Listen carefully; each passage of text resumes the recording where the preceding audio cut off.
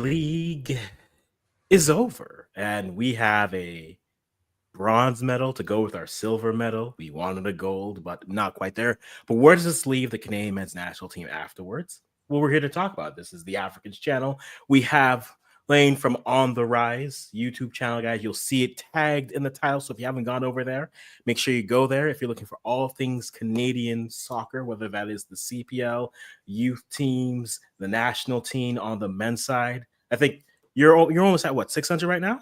Almost 600, yeah. Get this man to 1,000. If I Trying to wish I get had there. that power. I wish I had that power. Get him to 1,000 Maybe, yeah. immediately. Ugh. We'll see. And I'm trying to get to 2025 by the end of 2025. So let's do that. But we're here to talk the aftermath of Canada's third place finish at the CONCACAF Nations League. So make sure you leave a like, comment, subscribe, whether you're watching this live or if you're on the rewatch. Let me know how you're feeling. Drew Ross, good to see you as well. Appreciate you being here. I know you got a big game coming up for you, so good luck. 1-0 to someone in that Jamaica's that game. So we won't be talking about that, but there's plenty of channels doing that. But we're here to talk about Canada. There's so many emotions, there's so many talking points. So we're gonna get to it. We're gonna talk about it. Lane is here, and I don't look, man. I would, but I know how this game is going to end. It's going to be 1-0, and it's going to be frustratingly 1-0. So good luck with that. That's what it's going to be. But Lane, we finished in third. There are so many thoughts. The overall experience for the CANMNT at the Nations League here, what would be your overall thought for it once it's done? Overall, once I think calm heads prevail, I think after a while, I'd be positive overall about it because realistically, when we look back on it, that Mexican team has so much more experience than we do. They've won more than we have. They had the fan base, they had the culture there, and the calls went their way as well. And that early goal against us, no penalty call. Thinking back over it with a calm head, beating the U.S., getting the bragging rights over them, and still showing that we are that team from previously and that we didn't deflate and drop out after we lost to Mexico was very exciting to see. But overall, I'm very happy with how we managed to come back and not completely deflate and be disappointed after that loss. So I think when you think about it afterwards, yes, it's disappointing and very much saddening after that Mexico game. I think we have to be happy with overall how it went. I think looking at the future of a Gold Cup for me is more exciting overall. Yes, we had our best squad at the Nations League and won't have David, Davies, Estacio, maybe others. But the Gold Cup, there's more history for me. So I think the Gold Cup should be what is looked at as more exciting at the end of the day. It certainly has more of it has more of the knowledge here, right? It has more history, right? It has more of the prestige. I do think, like you said, I think for me looking at it, if you think about this tournament, the way that Canadians were talking themselves up for this, how we were hyping this up, and to be honest, it was a good opportunity. I mean, is it the trophy that they wanted? No. It was the matchup that most people were like, oh, if we get this match, it was the matchup we wanted in the game we didn't want. But that's the reality. I think there's definitely learning pieces with this. There was certainly a lot of blame on that first game. We'll talk about that game as we get a little bit further within this. But there's definitely talking points all throughout this weekend, whether it's roster, whether it is overall play. Like you said, Mexico was just a side who I think are starting to round into form. And they may start to look like the Mexico of old that we knew. And we'll wait and see what that looks like, especially the Gold Cup becomes very interesting. And I think for me, not to just pass over this immediately, to me, it's just for the Gold Cup now becomes vital. It's a must need because I think you need something to really showcase. And just again, they need something that almost legitimizes the hard work they put in. Not to say that making the semifinals of both the Copa America, of the Nations League now twice in the last 3 years, but they need a champion something to at least legitimize them. And I think we turn to the Gold Cup there. But before we get to that, let's talk about this time that we had with this team. we get to be hindsighted here. So it's really fun that we get to be 2020 with our vision. But let's talk about with the roster first, right? We have the roster that is here: Ali Ahmed, Tejan Buchanan, Moise Bambito, Mathieu Chouanière, Derek Cornelius, Maxime Crépeau, Jonathan David, Promise David, Alfonso Davies, Steph Eustachio, Daniel Jebison, Alistair Johnson, Jamie Knight LaBelle, Ishmael Kone, Kyle Larin, Richie Larea, Tom McGill, Tanio Luise, Jonathan Osorio, Schaffelberg, Nico Seeger, Dane St. Clair, and Joel Waterman. We get to be the hindsight boys here, but looking at this roster and looking at how the games progressed, what would you have changed on this roster, knowing what you know now of the two games and how they went through? Looking at the roster, I really do believe that's our best team. I think, unfortunately, right now we don't have that backup left back that can come in and take over for Alfonso Davies, which we saw in that injury. Like you said, hindsight's a great thing. But Zorhan Basong did come in, didn't get the chance to play, which I thought was kind of a statement of how Jesse Marsh views that left back side, because he brings him in as backup and cover. Once there's no Sam Adekubi, there's no Richie Larea, you bring in Basong, and he doesn't even get the opportunity when Davies goes down. That kind of just shows me where Marsh is with Basong. He's there as like a third, fourth string cover kind of guy. And outside of Adekubi, we don't have that backup left back. So as much as I'd like to tweak that and say bring in another left back, I don't even know who that other option would be, because we have Larea who can play both sides. He's not an out-and-out left back. And then it really kind of falls off from there, because we saw Alistair Johnson switch to the left back. He was absolutely stellar, tremendous, never played there in his life, but had a great performance.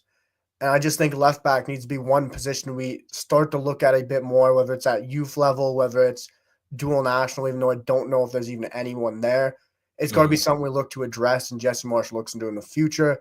And the rest of the team, I think you could talk about bringing in Jaden Nelson, maybe as another wing option, because we could see very early on against Mexico, there was tired legs from Schaffelberg, who of course wasn't able to play a full game. We had Osorio filling out wide. Tejan's not 100% on form. And we only had 3 legitimate out-and-out wingers. And yes, Seeger can play at right mid, but Jaden Nelson's just on form. And I understand not giving him that call-up and want him to continue with Vancouver and leave him for the Gold Cup. But you also have to look at who we truly had there. I think it really is our best team. Like, you could talk about McGill being left out for someone else, but that's the third goalkeeper. You could talk about Tanio Lawase for Jason Russell-Rowe, but that's the third, maybe fifth striker to some people. There's no one that was really a big let-out, truly, that I really think from this squad. No, that's fair. I like the call-outs you have. I think fullback depth is something that I haven't been harping on, but it's something that I think I feel like I'm more concerned than others. And I understand, yes, you have the depth with Richie. Yes, you have the depth with Sam. But I think, and I'm someone, and I've told you in our first conversation, I don't celebrate things. I'm on to the next thing immediately. So we make the World Cup in 2022, and I'm like, okay, but like Richie and Sam will be like 30 by then. And I feel terrible as a 30 person myself, being like, yeah, we're already too old. We can't move like the hips are gone. The knees aren't the same. But I'm looking at it from the standpoint of, okay, should I rely on that? And right now, unfairly or fairly, they just haven't been available, whether that is injuries, whether that is needing rest. Like, Sam just feels like he's snake bit, and he was looking good at the beginning of the season, but he's a player that I'm like, honestly, just stay healthy. Just stay with your club, Sam. I know you're saying, I'm not saying that you're not national team material. Just get a good string and then come back in September, please. Just please be healthy. But honestly, and now I'm just like, please bring him to the Gold Cup, because we need to see him and how he looks in that sense. But fullback depth is always something that I'm worried about, because when you look at the makeup of this team, it is the core of the team is young. And so the longer you hold on to that, you're either holding on to it because a young player hasn't emerged yet, or the players that you deem as too old are still playing at that level. And if you're at the level, you're at the level. Play at that level, move on. I think I got a lot of messages about why did we bring so many strikers, and I think there's a point to we brought 5 strikers and we only played 4. Technically, we really only played 3. Any minutes of consequence, and I think that's something that I think a lot of us were disappointed. We were looking forward to see maybe Marsh go off, but right now it looks like Marsh has his players that he trusts, and every coach has that. So I'm not going to be disappointed or annoyed because every coach is the same. Every coach has their core players they like. So I'm not really going to lose sleep over it. You're showing me who you are and who you like. So until someone else is either injured, and I'm not wishing injury on the player, but unless someone outperforms to that high degree, they're going to stick with that. So I think winger depth was something. I think when we get to that Mexico starting 11, I think that's something that in hindsight they got wrong, which I think started to lead to more things, and then eventually ended up to one of the big talking points at the end of the game, which we'll get to. But let's go to this Mexico game here right now. We had their lineup here, which was Sinclair in net with Alistair Johnson, Moyes, Derek Cornelius, and Alfonso Davies. In your middle, you had Steph, Kone, Osorio, Ahmed, and then you had Jonathan David and Kyle Larin. Now, there's debate on whether this was a 4-4-2 or if it was a 4-2-3-1. Regardless, even if it is a 4-2-3-1, unless you are shifting David out wide, that was the lineup. I'm just going to go, I don't think this was the right lineup for... Actually, the more I think about it, I don't know if it was the right or the wrong. I think defensively, you saw its deficiencies. And offensively, it kind of laid the seeds and the foundation to what we ended up seeing at the end of the game, which was the whole conversation on Davies and hero balling. But hindsight, again, being 2020, we saw the game. How do we feel about this lineup that they had against Mexico? The lineup, when it came out, I was initially quite excited by it to see Osorio in there. He has that experience. He's played against Mexico in big games, scored that, of course, that famous goal. And I thought lineup-wise, it was a smart choice from Jesse Marsh. I know I'm in the minority by this lineup choice, and hindsight's a great thing because that goal went in and it changed the lineup. But I stand by that. I think this lineup would have worked if that goal didn't go in so early, because then it completely scrapped what Jesse Marsh wanted to do. Because I don't know really if you wanted to go with the 4-2-3-1, have Osorio inside or have him out wide, or if you want to go with 4-4-2, or what he wanted to try, because 46 seconds in, that goal goes in, his plan scrapped. Because I thought he was going to go 4-4-2, have Osorio out wide, and then invert him to overload that midfield to not allow Mexico to flood the midfield, control the game, and just congest it. And I thought Jesse Marsh was going to tuck Osorio inside, give one of his fullbacks that outside path to create width, and then have Mexico second-guessing themselves in the midfield, not wide. And we never got to see that happen or that game plan develop because of course, that very early goal. And I think I will stand by that. I liked the lineup. I liked his choice of what he was going to go with. But it's so hard to really see what he was trying to do when that goal goes in, because then it scraps everything. Because at certain points, that game looked like a 4-4-1-1 with David coming so far back and trying to create, which I'm not a fan of at all.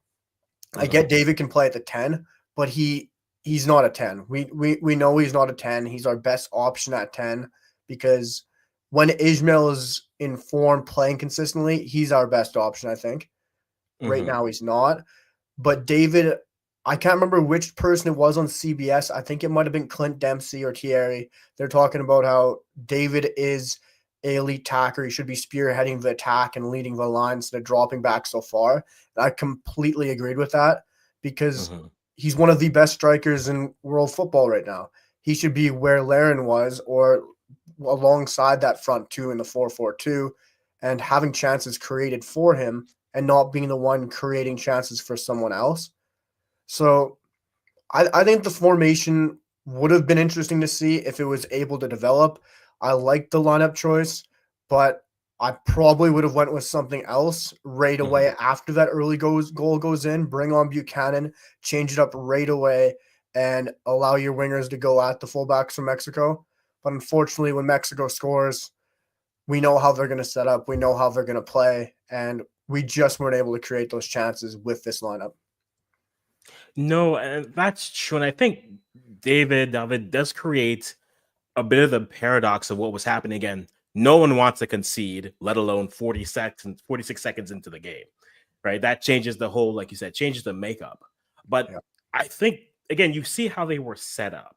And the one problem that I have with David is similar to yours, where I understand his logic of wanting to drop in deep, get a touch on the ball, get involved, create a little bit of dysfunction and confusion. Where it becomes problematic is you now add another player into the middle who wants to occupy that space and be productive. And you already have Kone or Stakio, who one of the two of them wants to inch into that space, right? You have David who wants to inch back into that space. Osorio is naturally a cam. So though you're going to play him out wide, if in the 4-2-2, or if you're going to play him in a 4-2-3-1. I think if he's a 4-2-3-1, he has to be the cam in that situation. And yeah, you saw some opportunities where he was becoming that second striker, but then now you're asking your best goal scorer to drop in and be a midfielder. That's not the best usage of it.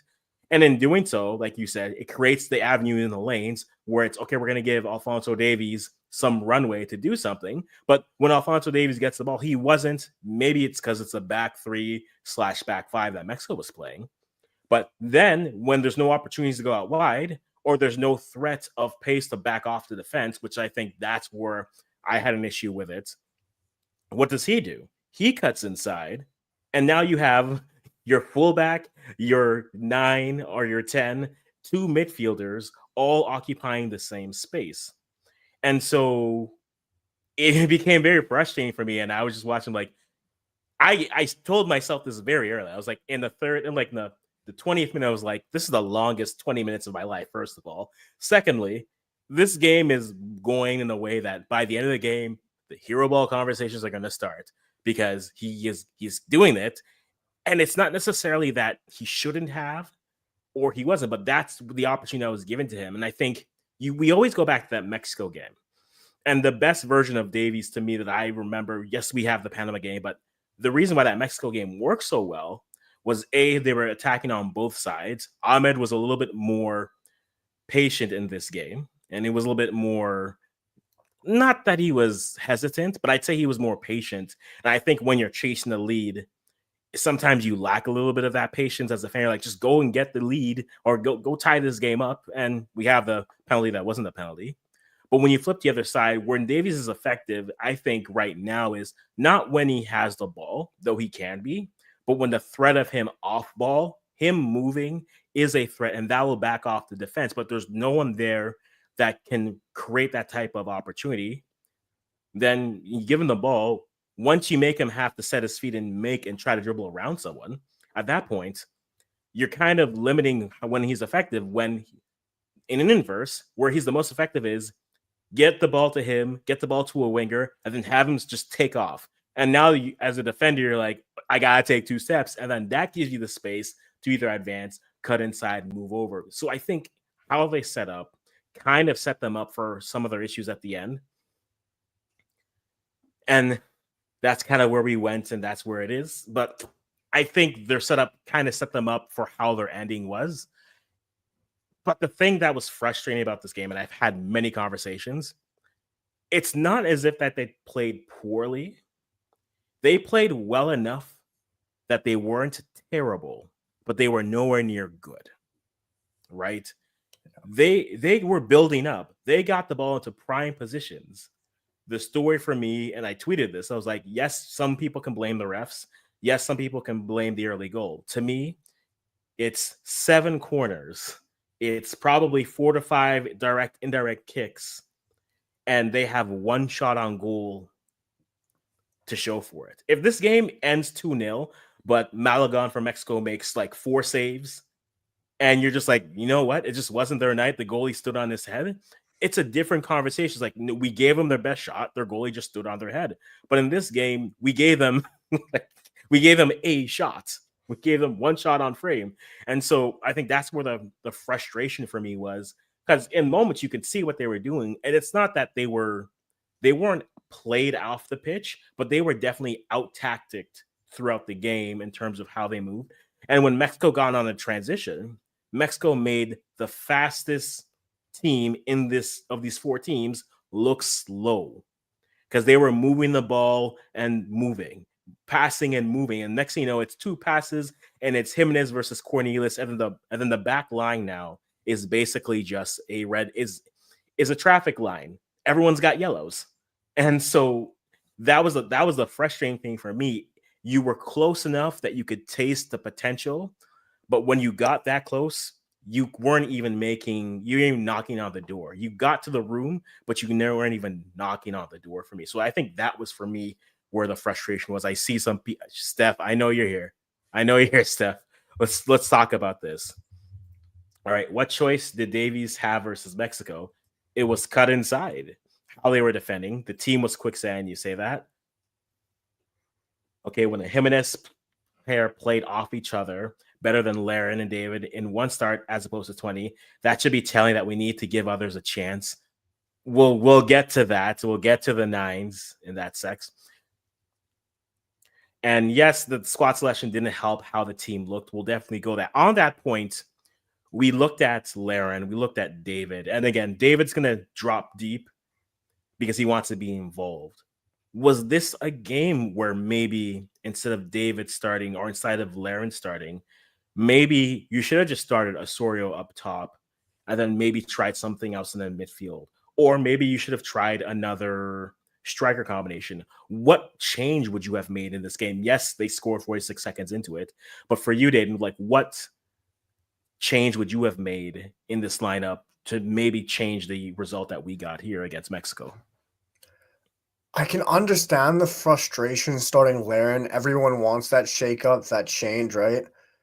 But when we look at who was on the bench, Tani hadn't yet scored his first goal for Canada. We're not going to go with Tani in such an important game. He's never played against that big of team, really, in a must-win game in a tournament like this. And then you look at our other two strikers, brand new dual nationals, new to CONCACAF. They're going to be booted, kicked, what have you, all over the pitch. And yes, they both play in big teams, big situations, but they've never played in CONCACAF. It's a different beast, right? And like Daniel Jefferson said, he's fast, but this is the fastest team he's ever seen before. So it would have been a huge shock to his system, right? Starting in a game like this, that is one of the biggest we've had in years. And I can understand why people would want to say Laren on the bench, but we got to say who's going to start over him. Makes sense why Marsh is going with the familiarity, the experience. Laren and David know how to play off each other.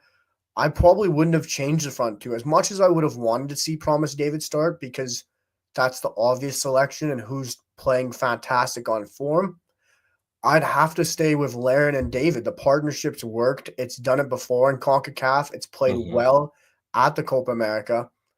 And I just think the only thing that was really done wrong was maybe the personnel in the midfield should have been tweaked a little bit in how he set up. And like you said, he got tactically outdone a little bit in this game by Javier Aguirre from Mexico. If you would have adjusted maybe how David played and sent him a bit further up alongside Laren and adjusted that midfield a bit, that's what I would have done to change how we scored. Maybe Buchanan for Osorio, add more width, add more pace, give the fullbacks more to think about, and then let Laren and David go up front and do their thing. Because Laren, he's going to be rotated out come probably the Gold Cup, probably the Canadian Shield. We're going to see more Daniel Jefferson, hopefully, more Promise David. Tani's going to get more minutes, especially after he scored. I'm sure Jesse's going to back him even more now. And those three are going to get their chance. But I don't think Mexico away in a cauldron like that was the right start to give one of those three the opportunity. So, but it's a really tough one with the hindsight because we can all say, yes, throw one of them in. They could have made a difference or throw them in earlier, which I would have thrown one of them in earlier. But the way we were playing, it just didn't look like it was our day and we were going to find that chance. But if you bring them in maybe at the 60th minute, maybe there's a spark. Yeah. That's what I would have liked to see. maybe being promised David on or Daniel Jebison on alongside Jonathan David. But even when we made the striker change, David was still floating into the midfield. He was even floating in as a 6 at times to pick up the ball, to try to create chances. And I just think, like you said, it was the tactical part of the game where unfortunately we haven't seen Jesse Marsh get beaten in this year as his manager role as Canada. This was the first time I can say he's really been outdone, unfortunately enough, in the biggest game in a long time. I think for me, it may not be the strikers, but I mean, there's a point to the strikers where Mexico's taking so much away that the only option is just sending long balls out to, and I mean, sending a long ball out to David isn't the play. Sending a long ball to Osorio isn't the play. But I think to me that the switch I would have made is, and I think Tejan isn't a player, and Tejan hasn't seemed like a player who is suited for playing off the bench and giving you a spark or changing something. He isn't that type of a player. Now, granted, there's matchups that come in with that, but watching him with the national team, he is better suited for me at least starting. And then you give him 45 minimum, give him 60. If that's not working, you go and change it up and try something else. Say, we need you to change how this is going. Tejan, because when this happened again, and this is the thing I also tweeted, this game was so eerily familiar to their 2023 loss to the US that literally we had the same talking points, even to the point where Tejan came onto the pitch and was just annoyed. Tejan came on at the 70th minute against the US in 2023, and he just was pissed. He's pushing Pulisic off the pitch so he can start playing. He's coming on, he's fouling, he's running. He's like, I've been trying to do something. I'm annoyed. He's probably a player who's thinking, I want to at least give an opportunity to change the flow of this game, and you're giving me 20 minutes to do so. To me, I would have done Tejan over Osorio, because at least that gives you an option. Because at least that gives you another option for a player who can come in. Because one thing that Tejan is, and even Davies is good at, is arriving and choosing when to join that front line of attack late. You saw that with their goal against Croatia. You saw that in droves when they played Mexico in World Cup qualifiers. It was, okay, Davies is off the ball running. That's scary. Or Davies has the ball and Tejan is cutting to the middle. We saw that against the US and creating opportunities and chances. I think those two players playing off of wings could play best off of each other and can pick their spots. And I think that would have been the choice, though you're expecting it to be more of a sloppy game. I thought it was going to be a schmozzly game, going to be a lot of fouls. There were a lot of fouls. But I thought Tejan not starting over Osorio, who this year, I understand that the World Cup is in next year. I mean, we'll talk about rosters both for the Gold Cup and even maybe touch a little bit on the World Cup roster. But Osorio's a question mark to me. I understand he has the veteran savvy and the things, but Osorio to me, even if you compare him to like a player like an Atiba, you look at it and you say, okay, worst case scenario, he comes in and settles the midfield, or he comes in and gives you an opportunity to go a little bit forward.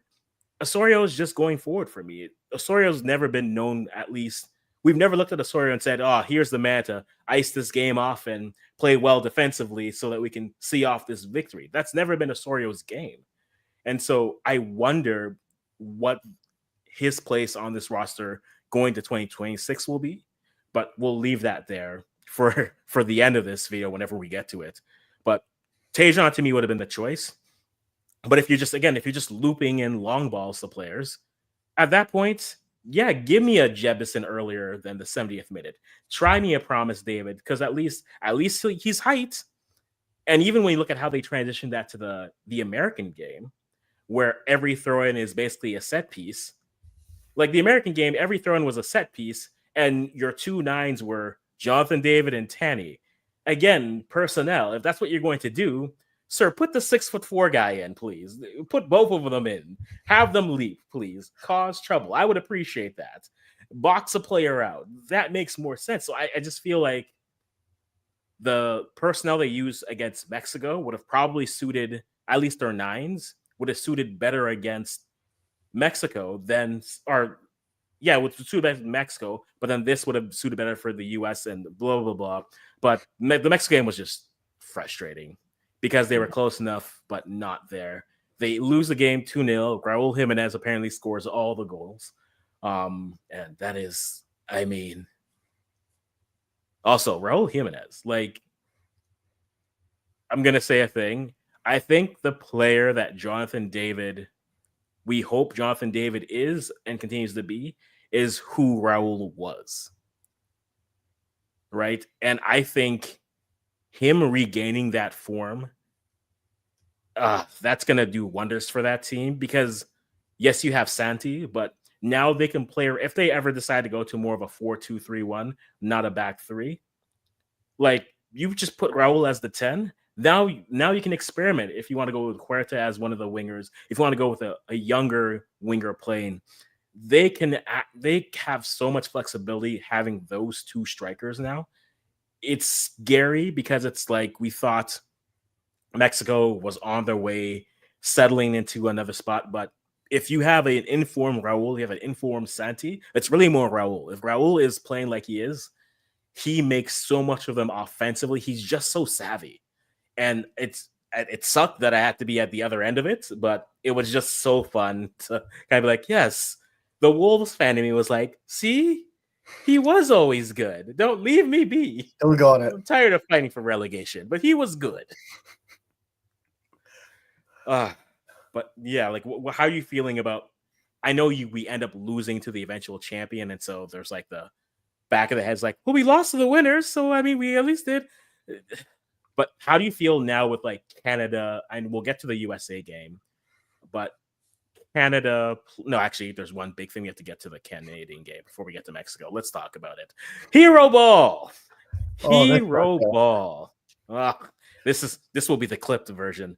Yeah. So end of the game, the tweets are raining in. Davies has to stop playing hero ball, and I think we agree and disagree on it in different aspects. Yeah. But give me your take on Davies hero balling at the end of the game, or perceivingly hero balling, as they would say.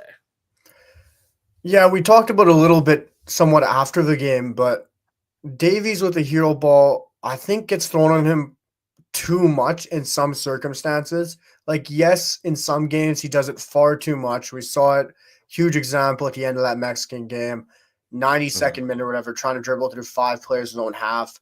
He feels like he needs to try something different, and it's not going his way. And when he does it that way, and when it's just the game's not going Canada's way, Davies feels like something needs to change.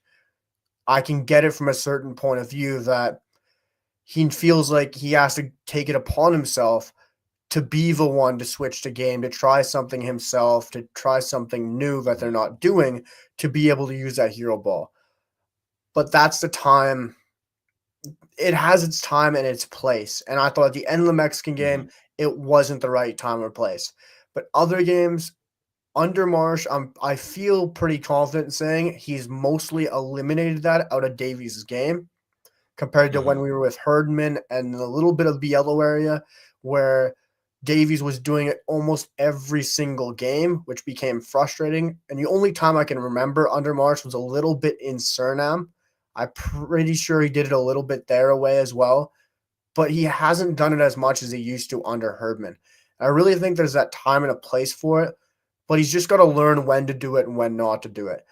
Because, yes, the game wasn't going our way, but there's other things we can try besides one player in our all-star trying to dribble through everyone and beat their man. For example, in hockey, if McDavid tries to skate around everyone and lose the puck, everyone's probably going to be pissed because something's going to go against him. It's the same thing with Davies, and I can understand that, but I feel like after that Mexico game, a lot of the blame got thrown on Davies just for a hero ball, and it wasn't down to Davies. We lost the game, and Twitter, I know, is a dark place at the best of times, but a lot of people were throwing a lot of people were throwing that game on Davies, and I think it was completely wrong to do. I don't think the system, or like you said, completely the tactical game plan got Davies involved enough. And maybe he felt like later on in the game he had to get himself more involved and give him a chance.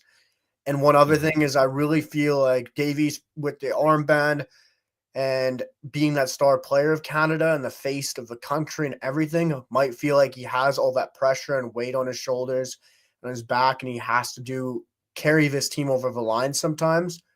But this isn't the same Canada as when he first cracked the team where he had to do it all on his own.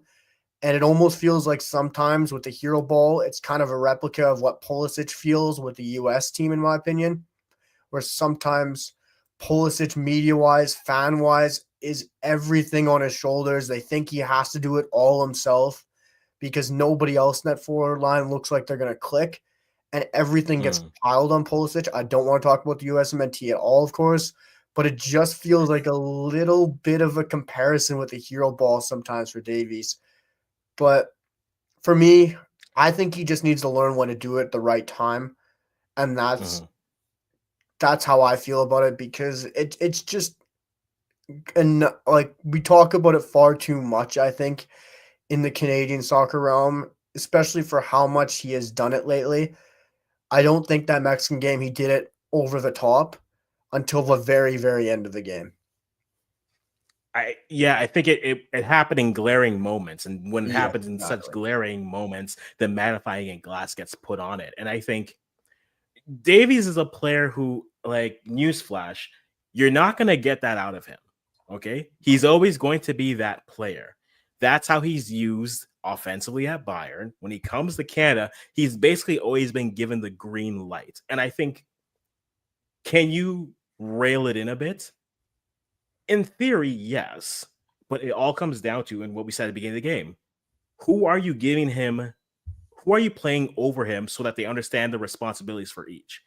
With playing Osorio, it's really just the Osorio points, right? You have a player who wants to naturally tuck in. You are giving him the runway, right? That planted the seeds for what he was going to do later on in the game. And so for me, I look at it and I'm like, was he hero balling? No, he's being Alphonso Davies. They're down 1-0. Oh, wait, sorry. Now they're down 2-0. And they haven't created many great opportunities. I know in his nature, he's a great player who wants to try to create something. Great players have to step up in great moments. So he's going to try to do it. You know it. You can see that it's coming.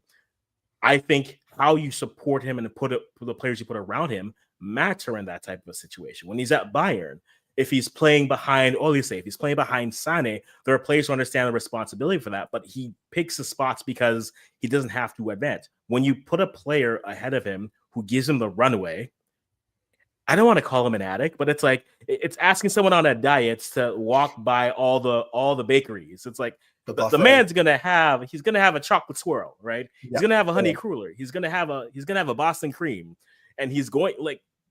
Are you going to be surprised when it happens? No, but can you put him in positions where he's well? We always go back to that Mexico game in World Cup qualifiers, where I think that game worked best was he's playing off of Richie.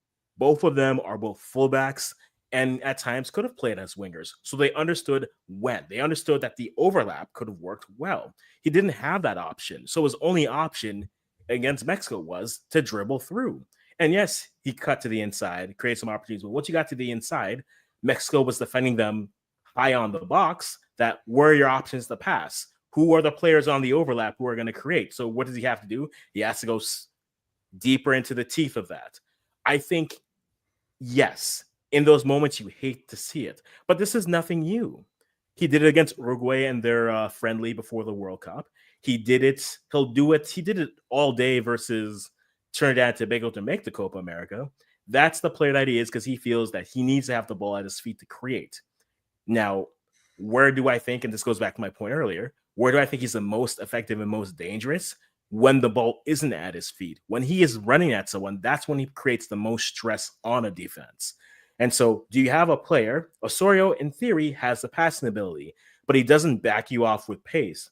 That's why I think having no Liam Miller matters. Having Jacob Schaffelberg, who's not fit, mattered in this game. This is why I don't think I've ever closed the door properly on a Luca Colio, because I'm like, if you give him at least that, then you have two players on that side bombing Or I would rather have him play behind Ahmed or bring Tejan there, because I would rather have both those players. That would cause more stress doing, because they both play on the inside and they know when to jump into the middle, know when to overlap. That creates pressure, and that creates the space you need for your midfield to operate. If you don't give them that, what does that leave you with? It leaves you with Davies trying to create. And yes, you reach the end of the game. It's fun. Even if you look at their games, like, and I know player ratings don't tell the whole story of the game, but like I jokingly I posted this. I'm like, okay, this is their final versus the US 2 years ago. It's the same type of a game. Nothing really happened. The US was better in their opportunities. Davies looks weird, but he rates as a 4.2. He's their best player on the pitch, allegedly, right? You switch over to this game against Mexico. Again, same type of a game, not many opportunities. For whatever reason, Google's like, yeah, Davies was still the best player on the pitch. Again, player ratings don't tell the whole story, and that's not my point. I'm not saying he did this, and because of that, he's still one of the better players. Point being, ultimately, he's a player who wants to try to create.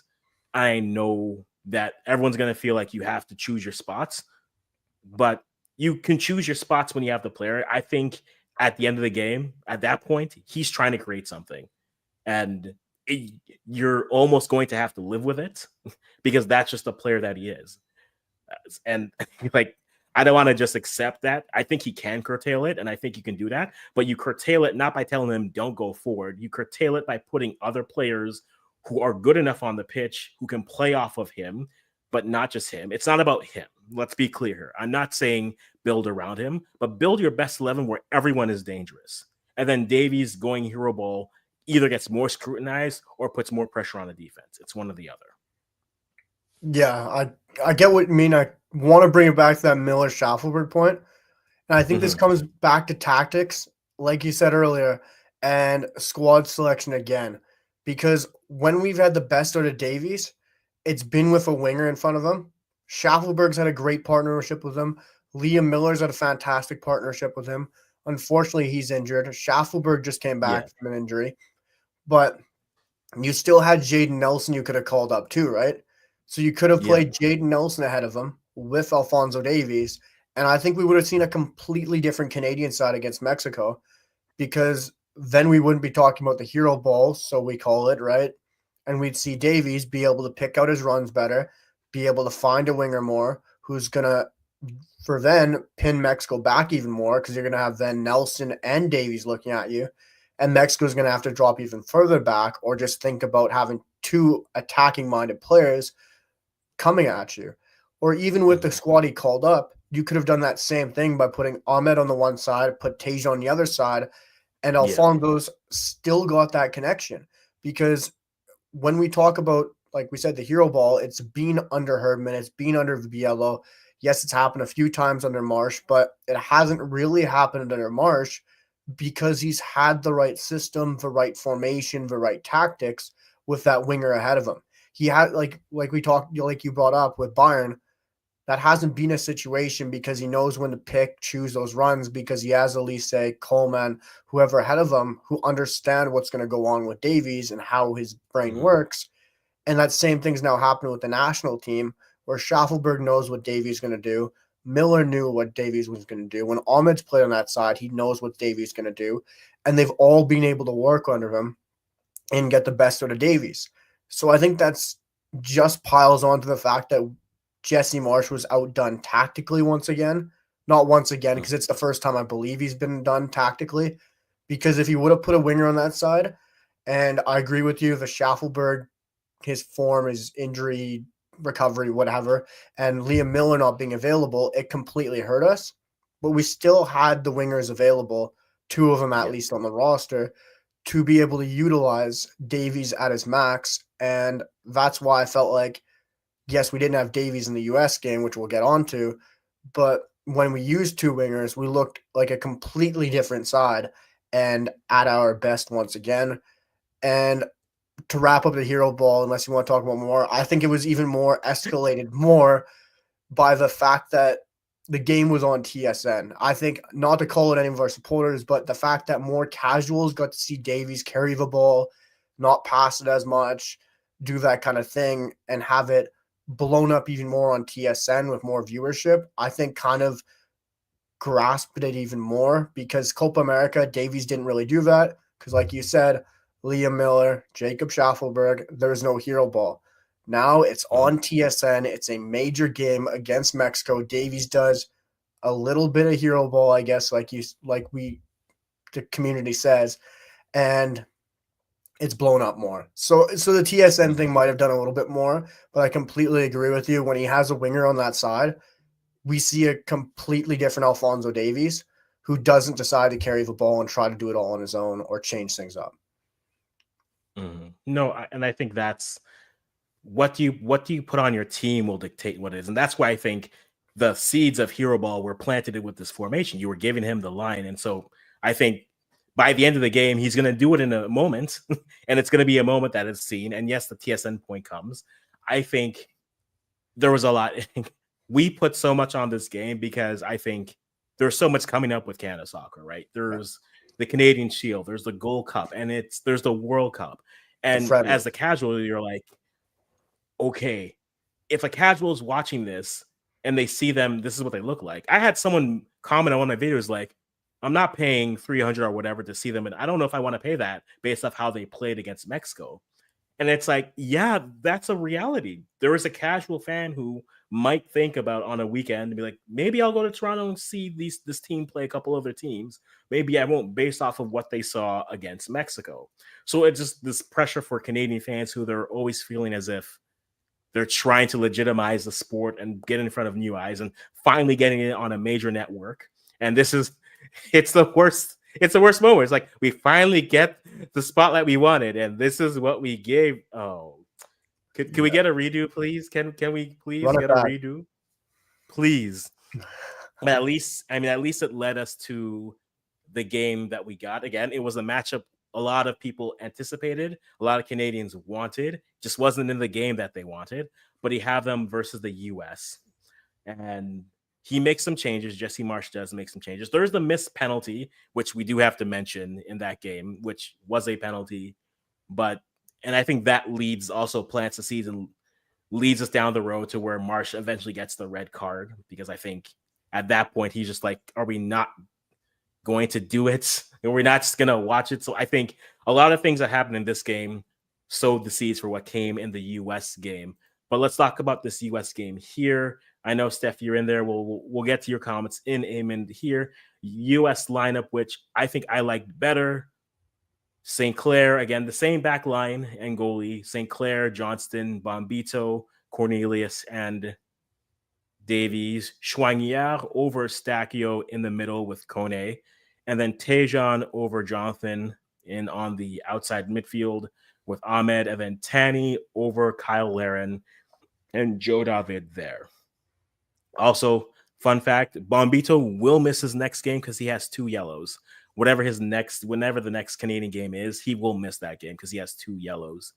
Or it might be just a CONCACAF. So we'll see how that looks when they get to the Gold Cup, if he plays the Gold Cup or not. But we have this switch. I think for me, I'll start off with this one. I was looking for changes, and I was thinking to myself, this is the time. We saw Jebison get his debut. He got his 20 minutes of run, try to create a few things. Nothing was really going well for Canada. So I was like, okay, well, we got Jebs in the last game. This is time for the promise. Give me the cousins. Give me David and David up top. And they gave me Tanny. And like you said, Twitter is nothing but a friendly place. Nothing but positivity out there. Everyone was just so encouraged about this choice, including me. Oh, we were like, Tanny? Oh, this is your chance, boy. This is your no, everyone hated it. Everyone was like, and it's not Tanny's fault, but in the striker business, you're judged by one thing: scoring goals, which is why Canadians are frustrated with Kyle. Yep. And Tanny's had 2 starts. He had the Uruguay start. He's played in all the other games, and then he had the Suriname start. And to say that boy has been snake bitten would be kind. The man has hit everything but the goal until this game. But I was hoping to see Seager in the midfield.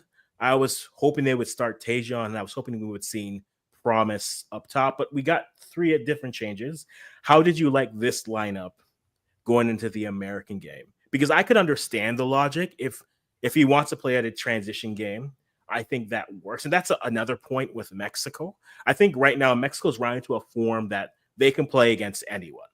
If you want to play up and down, we can take that away from you. If you want to play a possession game, we can do that.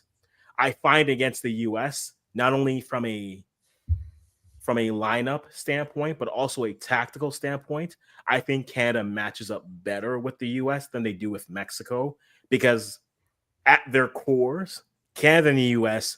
are transition teams. That's who they are, and which is why they struggle. It seems like they struggle sometimes when they just say, we'll give you the ball and create something. And so I think walking into this game, I was like, I can understand the logic of starting Tandy, because maybe you want to pressure them, you want to press them a little bit more. But what did you think about this lineup compared coming in? Were there changes that weren't made that you were looking to be made? Talk to me, as hindsight is 2020. Yeah, hindsight is a fantastic thing, isn't it? Yes. That Mexican lineup, like I said, I was very excited for what he was going to go with. But this I was very happy about, because when he noticed it didn't work against Mexico, Jesse Marsh then reverted back to tried, trusted, his formation that's worked from the whole time as a CANMNT team manager. And it worked to a T for us, right? Mhm. USA didn't really have anything of true significance until the 80th minute, and Bombillo cleared it. Besides that, there's nothing overly scary. Yes, they scored that goal, but it was from one little mistake from Nico Seeger that left the back line open. And besides that, we were very tidy defensively. Going forward, we looked very good. We arguably, I think, should have won this game 3-4-1 if we would have been more clinical, which is one criticism I got for this side right now. But this was the lineup I was excited about. Like, he went with what works. He went with the team he knows that can play up to the level he wants. And looking back at it, he used those two wingers and it worked to a T. Yes, there was rotation, which is nice to see now that we got strength and depth. I know it was only 3 changes with Tejon, Matthew, and Tani, but those are probably the right players at the end of the day. I expected to still see Eustachio stay in and Kone to come out for Matthew Choinière, which was, I thought he'd go leadership and experience with Eustachio next to him. But he went with the 2 younger midfielders, 2 more energetic midfielders, and they look great on the ball, great in transition. I love seeing Choinière plays football. And then Tejon came in, and it might be arguably one of his best games under Jesse Marsh. I know he wasn't really scoring goals or anything, but running at the back line and just dribbling how we remember Tejon, not scared to go at players, was very refreshing to see. And it absolutely reverberates what you were saying before, that when he starts from a game, he looks a lot better than when he comes off the bench, which I completely can echo and agree with you, because I think Tejon starting is a much better player than Tejon off the bench. And I think if Richie Laryea was available to come off the bench,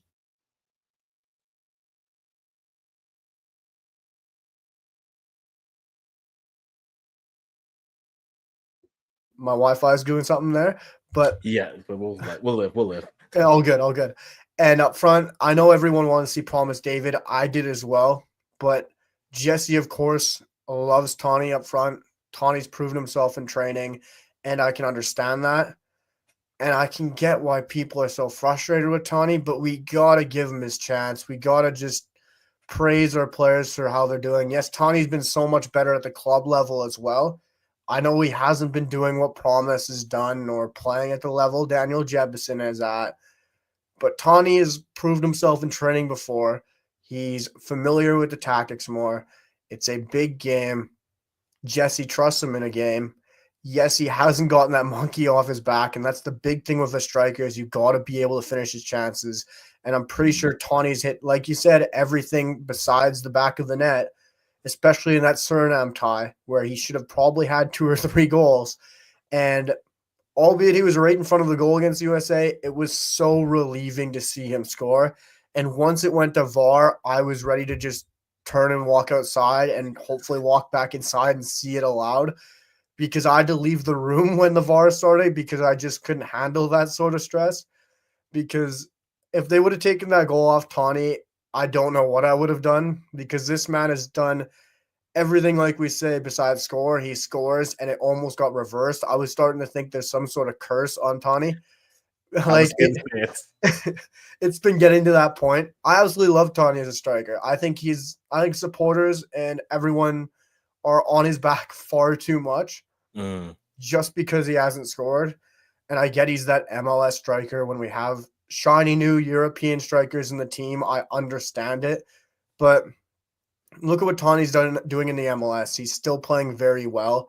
And I think we just had to let him have that chance. And there's no better opportunity than in a third place game where tactically, like you say, Tawny in transition, pressing another team up front was going to work perfectly.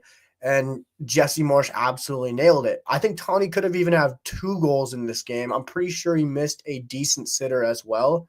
If I recall, it went over the net. Yeah, you agree? Yeah. Yeah. I'm just glad he finally scored. And I thought this was the perfect lineup selection from Jesse Marsch with what was available for the wingers. I think for the game that we anticipated going up and down the pitch, being in a transition game, and it was that. When the U.S. turned the ball over, they were gone in transition. And it was either Kone riding Pulisic for like 40 yards and just ref, give him the yellow, please. Just end this. Stop him 20 yards back. Honestly, I thought I was watching Derrick Henry running in the NFL. I was like, just call him down. Just call him down. Body's dragging all over him. Honestly. But like, I think this was of rotation. You couldn't be too angry with it. But like, again, if you think of the strategy, what they were doing, whenever they got deep, every throw was a deep throw, was a deep set piece. And at that point, I'm like, so you're telling me probably your smallest 2 nines are going to be in the box. You bring in Derek Cornelius, and every time we're going to hope for a schmozzle and get a loose ball and hopefully get it. And at that point, I was like, you're telling me we couldn't play any of the trees? Any Promise couldn't be useful here? Jebs couldn't be useful here? Would have been absolutely perfect. Like, it would have been perfect. And yes, Tani finally scores, and I am happy that he gets it off his back. 100%. I think he did well. You bring up Tejan. Tejan starts the attack, loses it, but then Aliame gets it. Also, we'll talk about him. Underappreciated. He deserves his flowers for his weekend.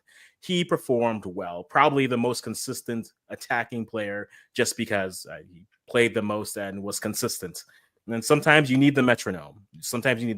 But Tani gets the goal, and that works. You mentioned Seager. The big story for the game when it started was Davies goes out 12 minutes in. And it brings back the conversations we had earlier about fullback depth, right? Nico Seager has to come in. Yay! Has to play in fullback. Not what I wanted, but yay! He's here. I'll take it. Yep. And so it's like you saw Seager, and yes, he gets turned around by Timothy Weah, and he takes the rock. He flips his hips. Just the angle is bad. And I remember on my live stream, I was like, I know I should complain about this, but Diego Luna, nice touch. I'll give you that. I was saying that too. I was like, I think he's the best player right now because he's pretty embarrassing. I think it's embarrassing for many reasons.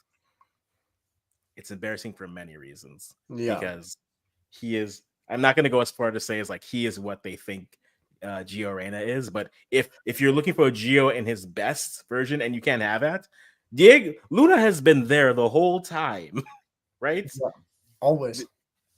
I will go as far as to say this, and I'm going to say it now. Diego Luna is basically their Derek Cornelius. He's been here the whole time. He just never got playing time. And then the second they gave it to him, he was like, oh man, he's so good. Why haven't we played him? Really? Why haven't we played him? Let's talk about that.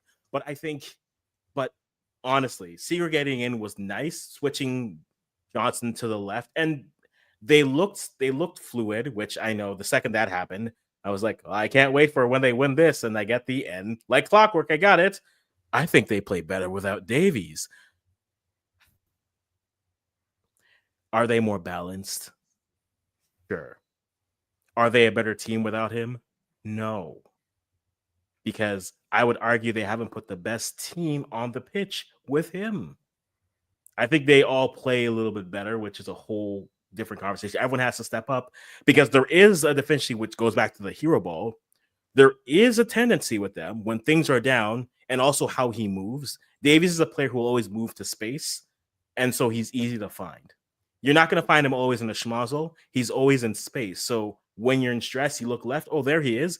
There it is. And then now it's okay. Davies takes on 1.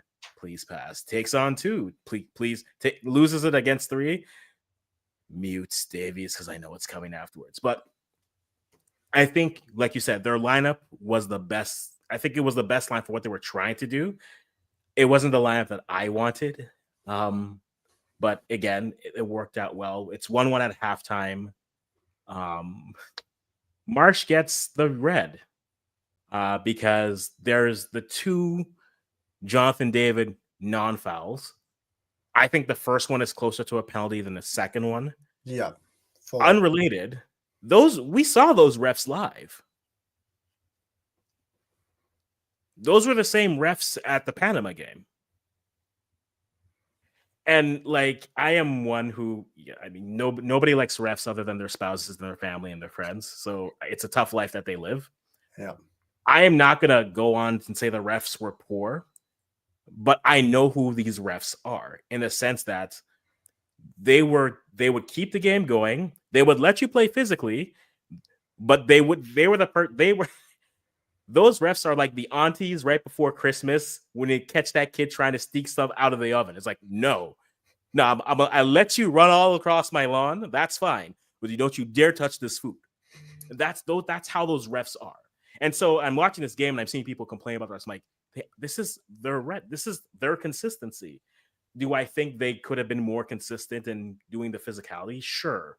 But I mean, Canada's back line isn't exactly built. This isn't 4 Stephen Vittoria's back there, right? It's Moyes, Derek, Alistair, Nico aren't exactly farm boys, right? So they're going to get pushed around sometimes, and it's up to the rep to say what they're going to let go and what they don't.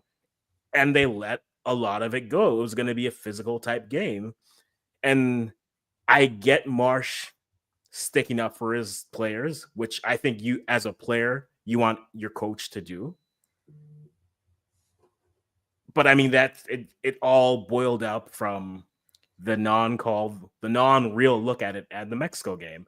So now he feels like this is the 3rd time that I should have had at least go to the screen, right? Even if you don't give it to me, at least pretend like you might give it to me, but not even having it. And to be honest, on both replays, maybe the first one you had a chance, that would have been the closest one.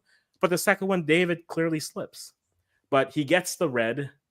How did you feel with all that sequence going through? I know you were celebrating birthdays and years and such, but how was that for you?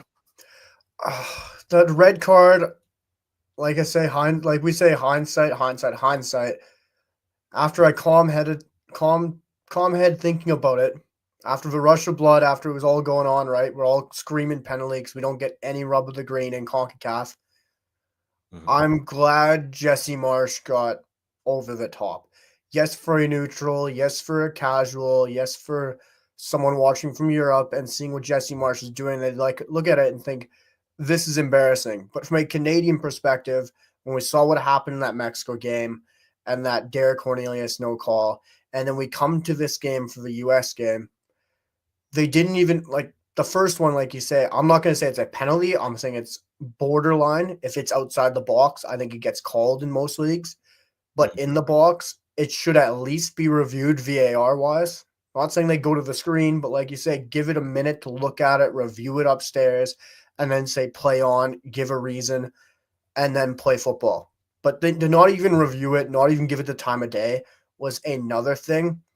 But I'm glad Jesse Marsh shared his frustrations, vented it all out. It was all suppressed. He was fuming, really. He was upset with everything going on. I'm pretty sure after that Mexico game, he talked about how Canada doesn't get any calls. They don't get anything going their way. And there's still the small minnow in terms of things going that way. And I was watching the game with a friend who's a Chilean supporter. He's from Chile. And he said to me, he's looked at that first one. He's like, if that was Argentina, if that was Brazil, that's getting called, that's getting reviewed. Mm-hmm. That's just how football is. And Canada is that team right now in CONCACAF. And Jesse Marsh talked about it. And I'm glad he went over the top with it. And I can get why some people are mad he did that. But looking back at it, he revved up that team. He got them excited. He got them truly playing how they're going to, and by showing them the passion he truly has for this national team.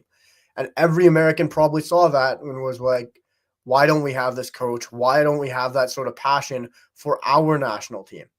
They'd pan to Pochettino, he'd have a glum face on, and he'd look upset, he'd sigh, and he wouldn't show any agitation, any excitement towards the game, just arms crossed, shrugging his face, and a frown on his face.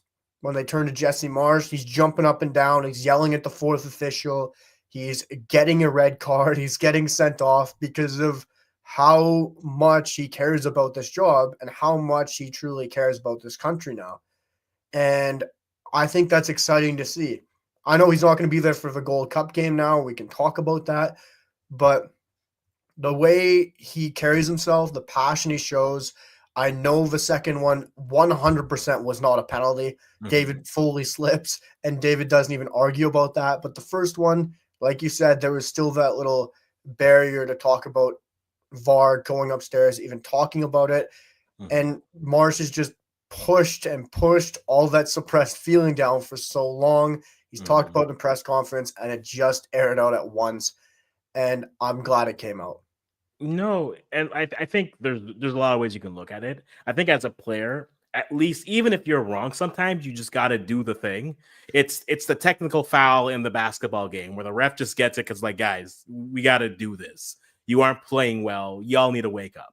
Not that they weren't playing well, but like sometimes you need to do it just to get them to lock in a little bit more. And I think it was effective in that way. Though I don't know if I really needed to see every shot of him running backstage to find that's a bit much. I was like, I don't need to. I was like, and there he is now running. He's now in the suite with Kevin Bloom. Like, my boy Bloom.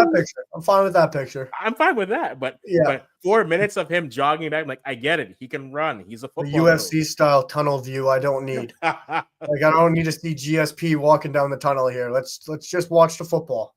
At this point, just break some glass and play Stone Cold's music and be like, my God, he's got a chair. When he's coming out, I like. Thought he was going to do that for a second there when he paused on the field, leaving the field. I thought he was going to grab the corner flag and chuck it or something. Like, don't do it. It was like, Jesse, don't do this. Jesse, please. Jesse, people are watching. My mom's watching. Stop it. But the thing I remember on my stream, I said, okay, look, this is the game you're going to have. If this is how the game you're going to have, the best thing that you as players can do to respond is go put a goal behind and go up one goal. And few minutes later, they do that. Right? It's Tejan gets tripped at the top of the box. I was like, are they not going to look at that too? But the play continues. Ahmed gets the ball. David gets it, cuts inside, puts a Pat Mass Turner. I'm like, that's how you respond to adversity. You don't fight. You don't sulk. You go out on the pitch and you go up. And I think that to me was the most encouraging thing of that game. Because like, okay, at any time that something goes wrong against Canada, I'm going to tweet or post the exact same thing. Adversity is free. Let's see how they react. Like clockwork. And so for me, seeing them respond that way, that was the encouraging thing. Because it's like, okay, now that this has happened, they'll build. Now I'm expecting them. You've done it once. Let's see you do it again. And I love that. So they go up 2-1. They're playing well. Subs to end the game. I think I'm just like, why? I got more mad with the end of the game subs. Like, and now to end the game, we're bringing on Laren. Why? Promises here. And then in the middle, it's like, okay, yeah, you could have used Nico. You didn't do that. All right, but you're gonna bring down. I would have rather of them, and maybe this is a controversial thing. When they bring in Osorio for Ahmed, I think that's the sub. I was like, I'd rather you just put on Waterman. Go to a back three and play a back five then. If that's what your concern is with them coming through. So at least you have a little bit better coverage and you can protect Nico out there as he's defending. At least do that versus going to Osorio, Estacio, and Laren. Schaffelberg came on and he platooned with Tejan.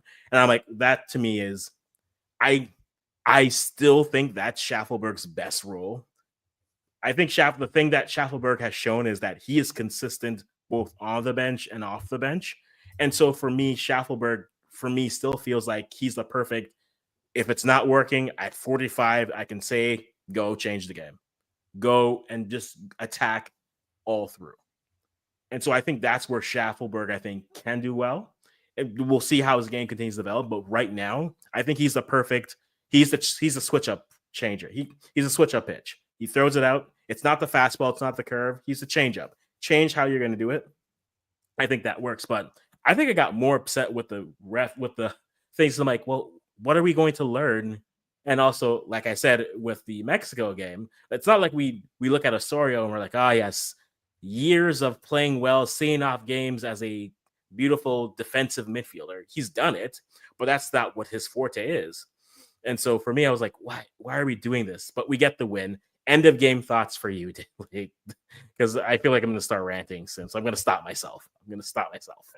Yeah, before I get to end of the game thoughts, I want to touch on those subs because the only one I was quite upset by was the Laren one. I would have liked to see David or Jebison. I thought Jebison would have been the guy to come on. They already trusted him bringing on against Mexico. I kind of just expected that to trickle through to the third place game, but it didn't happen when I would have wanted to see David or Jebison, unfortunately. And then the midfield. I want to cut you off there. Do you think they make it because at that point, Biello takes over as the coach? Yeah. Do you think that David Promise gets into the game if Marsh doesn't get thrown out? Because it's a thing I just thought about. I'm like, well, Biello knows these players. Biello trusts these players. He may not know them. In the same breath, Biello is someone in the biggest game to qualify for the Copa America. He gave Ike Ugbo an actual start. I don't want to think about that. So I don't know what to think, but what do you think? Bringing that up, I think you're probably right. Like, I didn't think about that at first. Like, you got Biello on the touchline. He's going to go with who he trusts, right up front. He's going to go with someone who's calm, cool head with the experience. And I do agree that if it was probably Marsh, I think we do see Jebison come on immediately, or maybe Promise David gets those minutes, because Marsh maybe told them, we'll give you minutes, or we'll give you an opportunity, and he gave Jebison his chance. Maybe David's was next to come. But we will never know, right? And midfield-wise, I'm not surprised Biello went with Osorio, Eustáquio, and went with that experience. Like you said, same exact thing. It's Biello. He's going to go with who he trusts. But once Canada went up, weren't able to play that same style with the two wingers because we didn't have the two wingers on the bench, which was another reflection of the squad.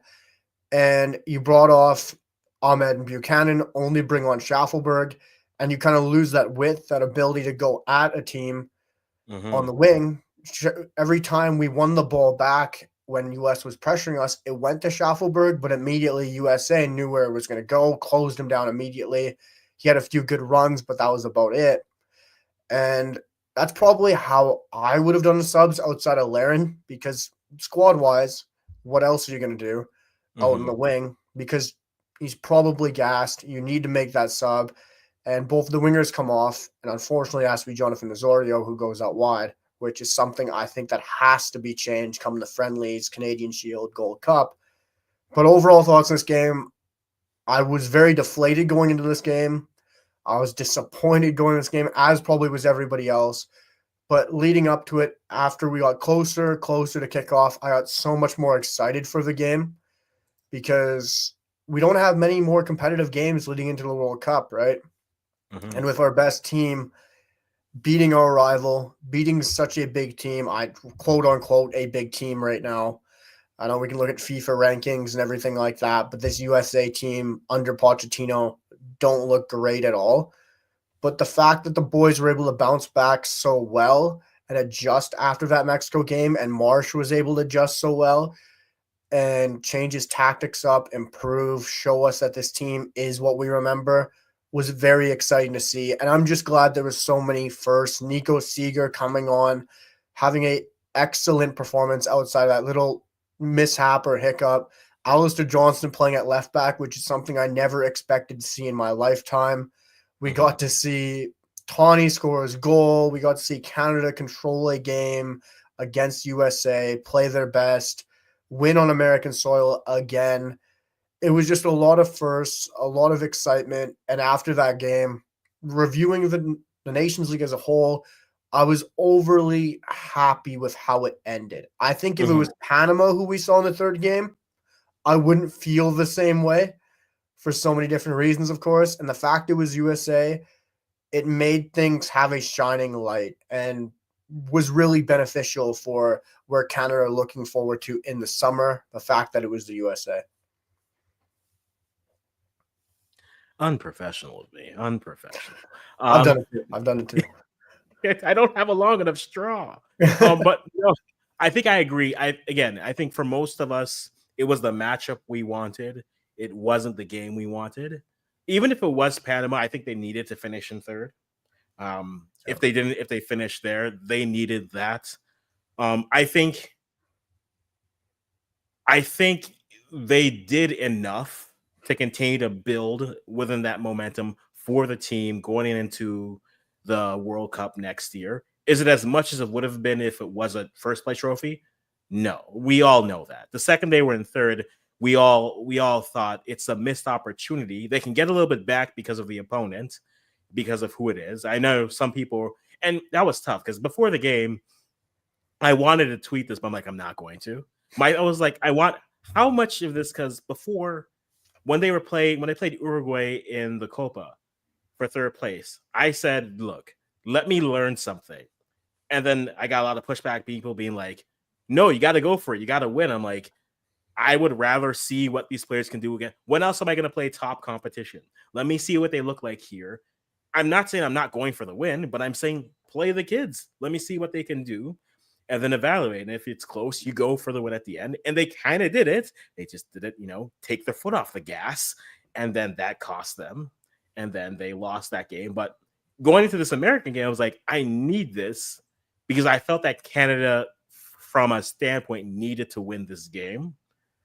Yes, right now the U.S. are getting dunked on, both their coach, both their players. Everyone coaches down is getting dunked on. But I felt like if we didn't win that game, we would have just received the brunt of, oh, so you said you were going to win, eh?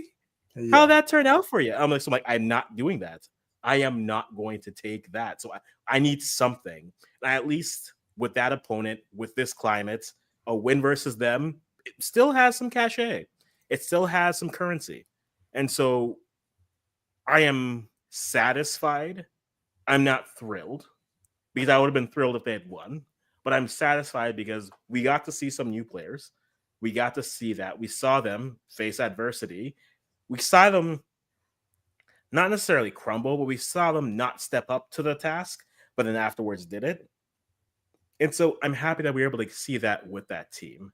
And now it leads them to the other things. I know, Steph, you weren't satisfied. Tell me why you weren't satisfied. If it doesn't involve just we didn't win, which I totally get. I won't fault you for having that opinion. I think a lot of us do, but that leaves them there. And it kind of opens the door towards who's more disappointing, the USA or Nigeria. That is apparently... I can't answer this because apparently I hate those teams the most, so I'm going to stay out of this one. I know what I would say, but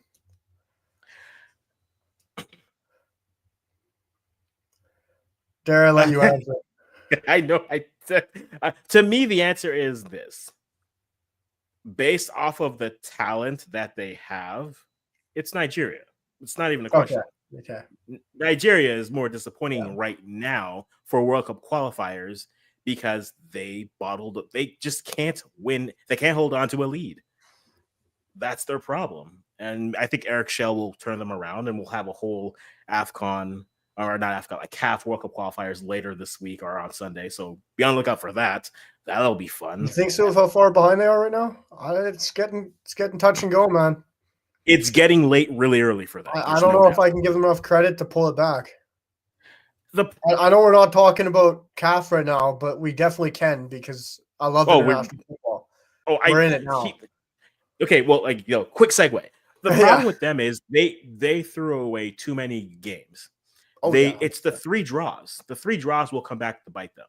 And now the 4 draws. Because it's not like they've lost games. They just can't win them. And that's 8 points they've left on the table. Well, no They've offense left to who they're playing either, but like their group isn't star-studded by any means. I, and Like that's fair. Yeah. I know we talk about CONCACAF qualifying can be a bit of a walk in the park sometimes, but some of the teams Nigeria has played so far, like none of them are really the top nations you're looking to play in CAF. Here's where I will caution you on that. Okay. In the same way, the top 4 in CONCACAF are weird because they all have an advantage against someone else in the top 4, right? Yeah. Until this year, the US only got up for Mexico, right? Panama can play with all other 3 teams, but they don't have the talent to push through. Tactically, they'll always be ready. They don't have the talent. Yeah. Canada matches up well with the US right now. And Mexico will play Panama tough. Mexico apparently can outcoach Canada, but they can't do anything against the US. So they all have that. I think there's a familiarity aspect that comes into that. And then we think about CAF World. Think of the Ocho, right? Where it was 1 game home, 1 game away. The US didn't win a single game they won 1 game on the road. It was El Salvador. Outside of that, they didn't have and then they struggled, drew, or lost everywhere else. The road is the problem with Nigeria is they just they've left points on the table. And for that much, like Nigeria has more striker depth than some teams have quality players.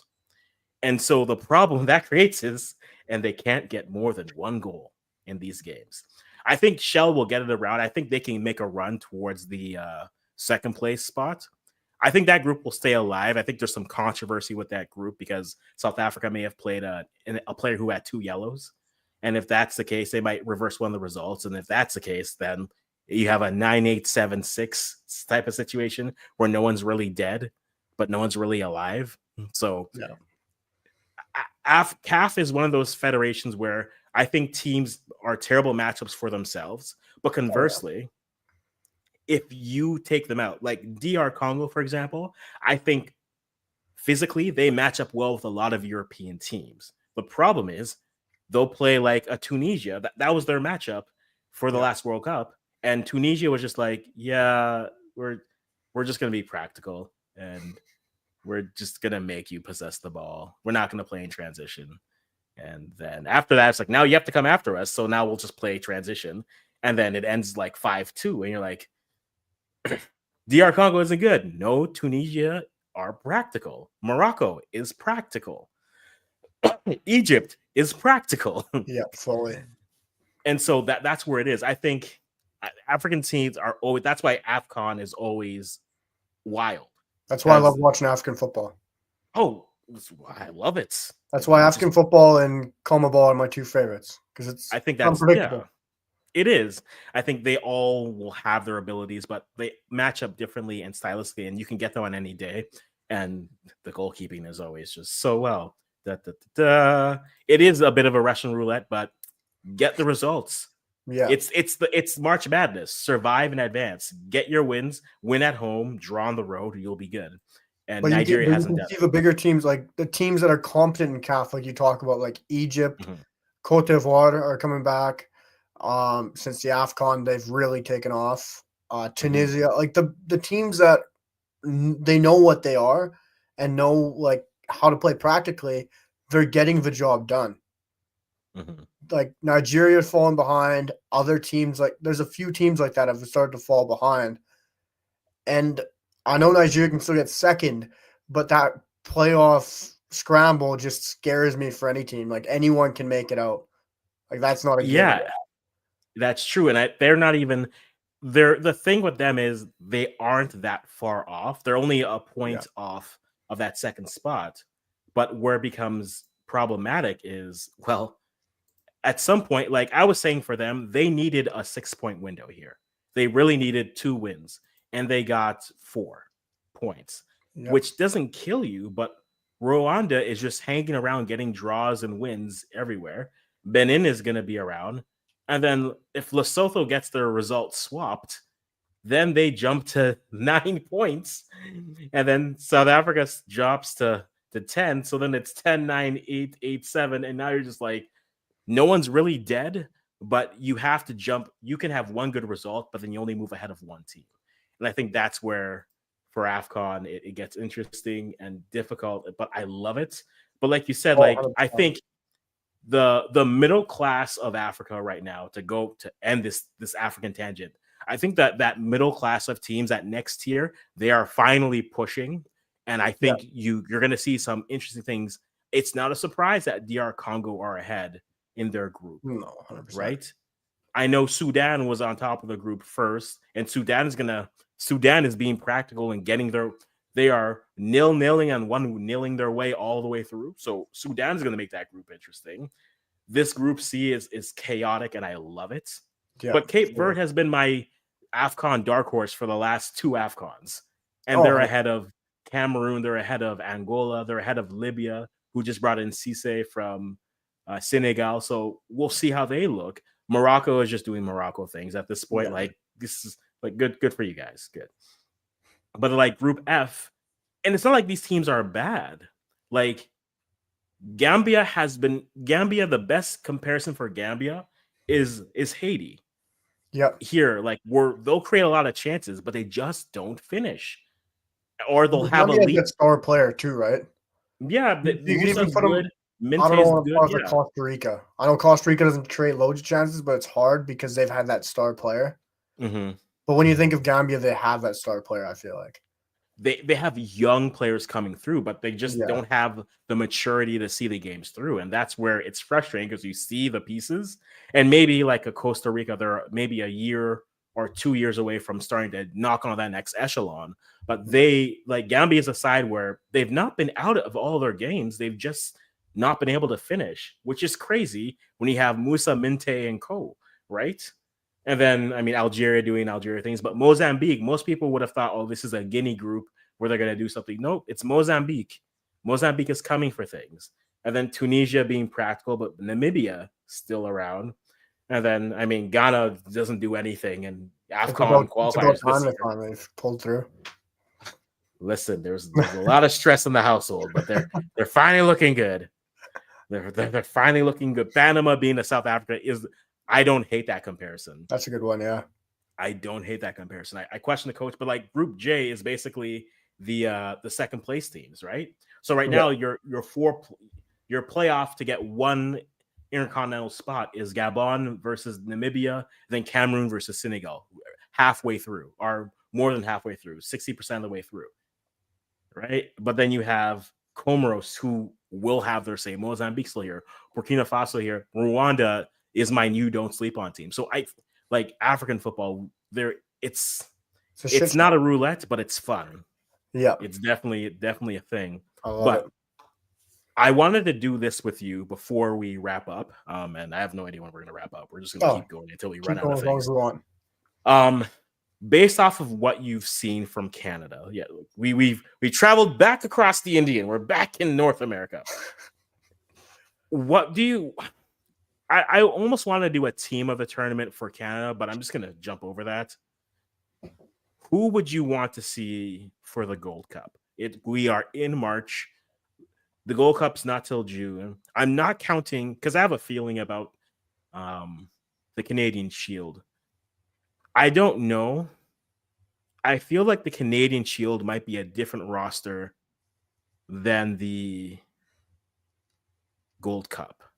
I think there might be some crossover, but I just have a feeling that they might take a stronger roster for the Canadian Shield, and then they might take a different roster for the Gold Cup. If you are Marsh in this situation, how would you want to run this? Would you use the same roster for both, ideally, or would you try to split it? And like my main reasonings are, you look at the Club World Cup that's going to happen.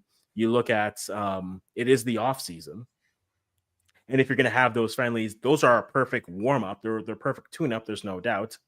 But I don't know if that will translate well. So you tell me, how would you run the Canadian Shield? And then conversely, how would you approach the Gold Cup this year? See, I still haven't fully wrapped my mind around how he's going to choose a squad. Because we still have the 2 friendlies against Romania and Wales. So I don't know how he's going to preference a squad yet. But for me, this is where we kind of have different opinions finally for once. I think Marsh is going to go strong for the Canadian Shield, like the same squad he'll go with for the Gold Cup, because I think it's great warm-up matches in terms of being ready for that Gold Cup. You're playing the AFCON champions. You're playing Ukraine, who are a fantastic squad. And I know that game's going to be a bigger thing than just the football match, of course, with everything, the relations going on and whatnot. But it's a great chance to get that squad ready for the Gold Cup, because nothing against the CONCACAF opponents, nothing against Mexico and USA, but I'd love to see Cote d'Ivoire take on Mexico and the USA and see how good they do as well, because I don't think those two have as easy of a game as some might say in North America. But I think that's going to be a great test for this Canadian team. And if they can get over the line get a win and a draw, or get a win over Cote d'Ivoire and draw against Ukraine or something like that, and just have great performances, it'll be a huge confidence boost ahead of the Gold Cup. Because I know some people are really looking at these as just really glorified friendlies, but I don't think Cote d'Ivoire, Ukraine, Canada, New Zealand will look at that the same way at all, because these are World Cup caliber teams. I know Cote d'Ivoire aren't qualified for the World Cup yet, but they're there. They will be there. And New Zealand's qualified. Ukraine probably will qualify. So these are games that I'm sure every team will look at as competitive fixtures against teams in the World Cup. So I wouldn't be surprised at all if Marsh goes with the same squad for the friendlies as well as the Gold Cup, or not the friendlies, the Canadian Shield. And I'm not sure exactly how I'd build this team yet, because we have to see who's going. It'll be interesting to see what happens, because Alistair Johnston might be in transfer talks and he might move to some team and he might not be able to make it. Nico Seeger might be in transfer talks. Who knows what happens there? We know David won't be there. We know Eustachio won't be there. And we know Davies won't be there. Yeah. And Tejon will just depend on if he goes back to Inter Milan or if he gets a transfer and doesn't have to worry about the Club World Cup. So we know our 3 stars won't be there. And right now I take mostly that exact same squad from the Nations League to the Gold Cup if they're able to make it. Like when we look at that Gold Cup, we should have Bombito and Derek Cornelius fit, ready to play and to start at the Gold Cup, which I know people probably want to see rotation. But like we talked about earlier, when we look at the Gold Cup, that historically is our Euros, right? As we like to phrase it, that is the North American title. And for me, when I loop my head around the Nations League, I'm more excited to win the Gold Cup, to look back on history from when we last won it and win it with this quote unquote best team ever. And I know we won't have our 3 stars, but looking at what USA will send, they won't have Pulisic. They probably won't have some others if Jedi Robinson's going on transfer talks as well. This Canadian team should be the strongest at this tournament by far again. And I know we already got our hopes up about that at the Nations League, but I think Marsh probably has learned, like he said, after that Mexico game, and is going to take that into the Gold Cup. And I'd love to see Bombito and Derek Cornelius there, but as I see, you got a lineup builder, and are we ready to build our lineup? Up to you. Build me what you think it'll be, because I don't want to die over Steph's it's the He Believes Cup. I can't. Okay. This is you win, Steph. I appreciate you, but you win that. I'm just like, that's a good one. That is. There's so many levels of that. I was like, I'm just so annoyed that you said that, but it's well done.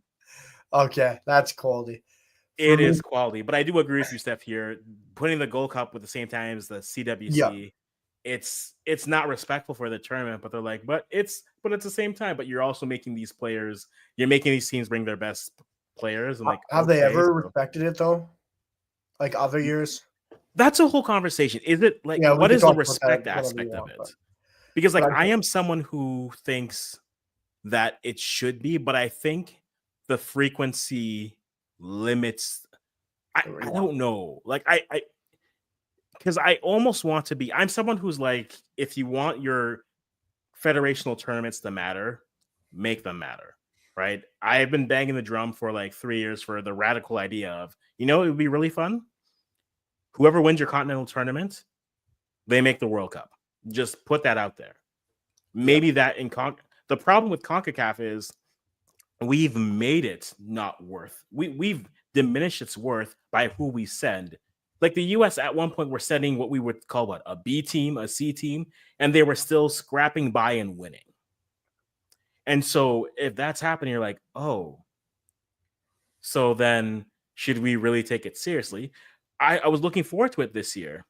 I think it's still important. I'm not going to have an AFCON Jamie Carragher argument. It is important. Just because you don't see it as important, that's on you. You're the media. You're allowed to make it important, but you are telling us it's not. Therefore, the masses won't believe it is. So that's on you.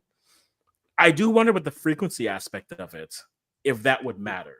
If because it's happening so frequently, it doesn't matter. AFCON just gets the bad rap because of the timing. Because every European club is like, but it's January. What are we going to do? We're going to miss our players. We miss them. And then I'm like, and the Euros happens. It's like, but it's the summer. We're in preseason. You're going to miss because you don't care because you're in preseason, but you care because you came off a break. This year will be interesting because AFCON is literally in the December window.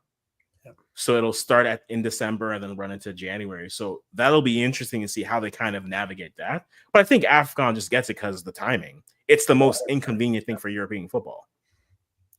Especially for Premier League when everyone's Premier League centric, right? Worldwide. Yeah. And so they're just like, well, that doesn't matter. And that becomes a thing. And it sucks. But let's build it. Your 11 that you would have for the Canadian Shield. And I guess you're way too early Gold Cup starting 11. Who do you have playing where? Well, I absolutely love this because I plan on making a video about my way to early Gold Cup lineup as well. So this works perfect. Get your reps in. Got to get your reps in. Exactly. As I haven't prepared for this, I'm very excited for this. Goalkeeper, I find is very interesting, right? Because the MLS season is going to be going on.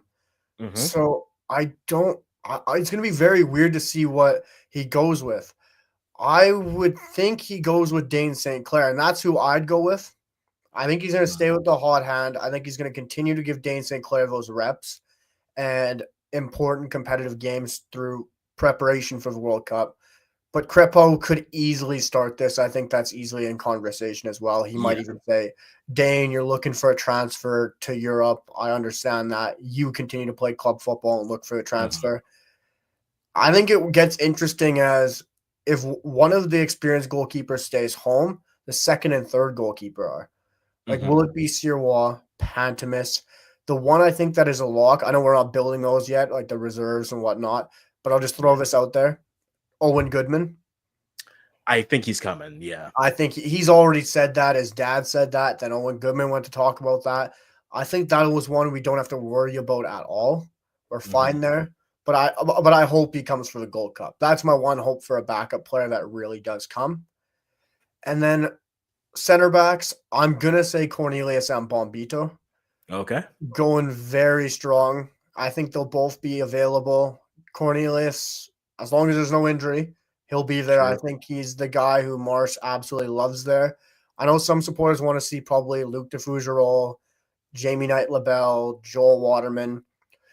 And I think the only one of those two that might miss out is Moise Bombito, maybe if there's a transfer situation, which wouldn't shock me with how good he's played. But I'll leave left back because I am still absolutely bamboozled on who I'll put there right now. Right back, I will say Nico Seeger. I know that might put him at right back.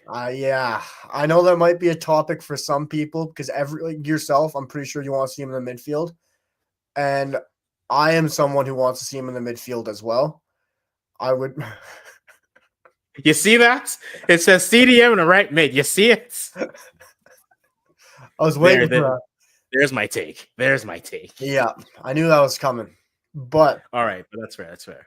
That's not where I want him to play. I want him in the midfield. But with Jesse Marsh now he put him there. Was it in the Panama? It might have been Panama friendly and Suriname. But I'm pretty sure he came on at right back in one game and at right mid at the other game.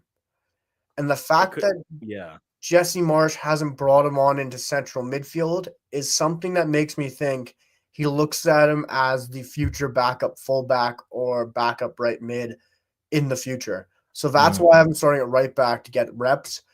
And at left back, I am going to bank on Richie Larea being fit. Okay. I would go out of Kubi, but I just don't have the hope and faith that he's going to be fit, available for us to play.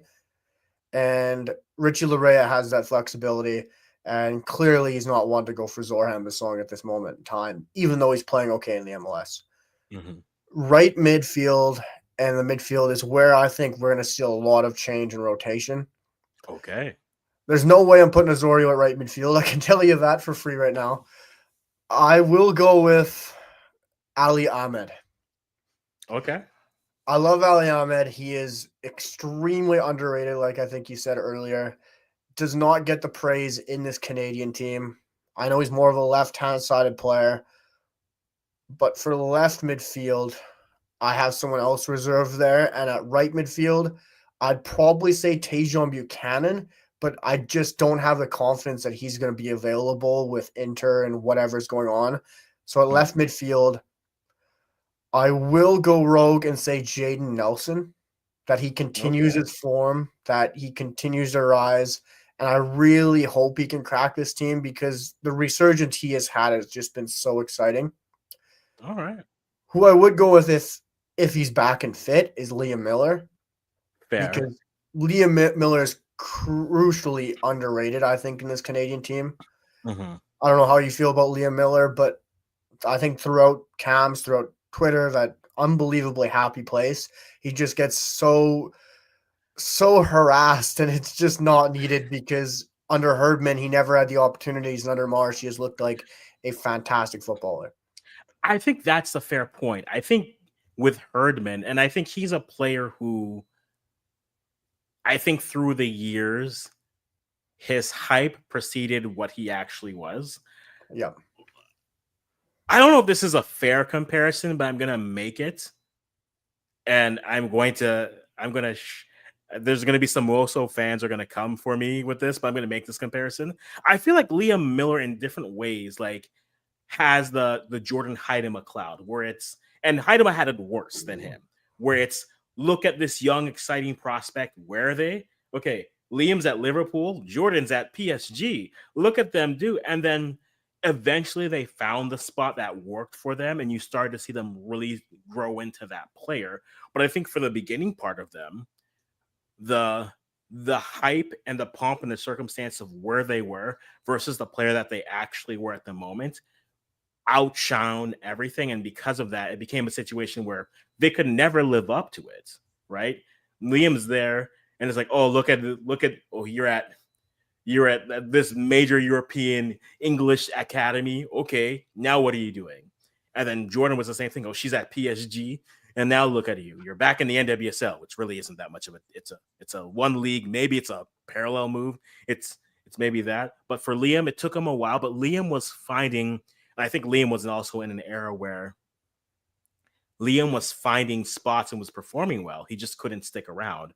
Where conversely, Theo Corbianu, where every loan he was going to, it just felt like it wasn't working. You're like, I see the tools. Someone let this boy play. I see the tools. And so I think Liam got that, but he's always been a good player. I think under Herdman, I think he was a victim of formation, not necessarily, and that became opportunity because I think he's best used as a winger. But if you're going to play as a 5-3-2 or a 3-5-2, he's not a wing back. I mean, he's learned to be one. He's improved there. He's not a wing back still. But if he's not going to play him out wide, he's going to play him as a 9. So he's going to want to drift there. He's going to drift out. And that becomes, I always say this, players, no matter what they are, they'll always revolt back. In high stress situations, they always revert back to the basic formatting, which means if you're always trained as a winger, you're going to drift out wide. Doesn't matter if you play yourself as a 9, the tendency and the want is to go there. And I think that's where he struggles, and that's where he got a bad rap. But yeah, I do agree. Good player if he's healthy, good player to bring in. And I'm excited to see what that could be. You got 4 slots left, and I, for one, look forward to not scrutinizing them in any way. Now, get excited for your 11 as well, because I don't think Okay. it'll look anything like mine right now either. Mm-hmm. I think center mids, I feel like this is going to be Ismail Kone's tournament, where last summer we saw him at the Copa America. I think this summer we're going to see him as the exact same, but in the Gold Cup, and just absolutely tear this tournament apart. I think he's going to have a great tournament. And beside him is where I think it's very interesting, because Noah Stachio, I think he goes with Mathieu Chouanier. Yeah. Yeah, I feel like that's just the obvious partnership. They've done it before, the experience, everything. But someone I really hope gets their opportunity is Nathan Saliba. Yes. I don't think he's had that. Well, it's been hard for him to get that opportunity with his squad right now and how deep that midfield is. But Mm-hmm. I hope if it comes to a sub situation, it's not Osorio, it's Nathan Saliba. Agreed. And if it's we can play a 4-2-3-1, please play Nathan Saliba at the 10 and not Mm-hmm. Jonathan Osorio, because I just don't want to see that right now. But up front, the front two, no Jonathan David. It becomes very interesting. As much as I think he's gonna go Laren Tani, for my hope, as much as the rest of the team, I've gone with some picks, Jesse Marsh wise, some picks mine. I'm gonna say it's Tani and Daniel Jebison. And I think Okay. Promise is going to be the first one off the bench. Please God, Okay. please God, it's David, not Laren off the bench. But as much as I want to say Promise starts, I think it just really depends on form going in. Mm-hmm. I don't know. Like it'll be a toss up between Jebison and Promise David. I feel like. That's fair. Take your screen grabs, everyone. Yeah. Grab it in. This is. Ooh, that's a good point. What about Junior Hoylett instead of Oso? Oh, I didn't think about that. That is a player who I Leave my think mind. he could be a player who I think it depends where you want them. I think he's good enough to be an 8 still. Yeah. He doesn't have the legs to do all that, but I think as an 8 and a late arriving, I think he could definitely fit into that spot. He wouldn't be a bad call for like the Gold Cup veteran, like Oh almost yeah. treating this like it's the Olympics, and it's like, okay, it's a U23 team, but who are your 3 overagers? Yeah. Bring on Junior. That I think that would be a perfect role for him there. So he at least, though it can be a different team, and in my think, I think it'll be different, but we'll kind of go from there. I still think he Okay, can come on for an Ahmed late in the game, like we saw against agreed. Suriname, right? Where he just brought that extra energy and leadership. I think that is a fair point. That's a fair point. Steph, I know you have Steph is naming people here. Steph had Justin Smith, Yeah. Koleosho, Jamie Knight LaBelle, Owen Goodman, because I don't trust any of our keepers. That's well, I mean, hey, have faith. You gotta have faith, No Steph. doubt. Santi Lopez is an interesting one. That's an interesting one. I think he'll be in the call up. I don't know where he sees Santi. I don't know if he sees Santi more That's a great point. as a 9 or as an outside winger. Because if he sees him as a winger, I think, oh, that could be fun.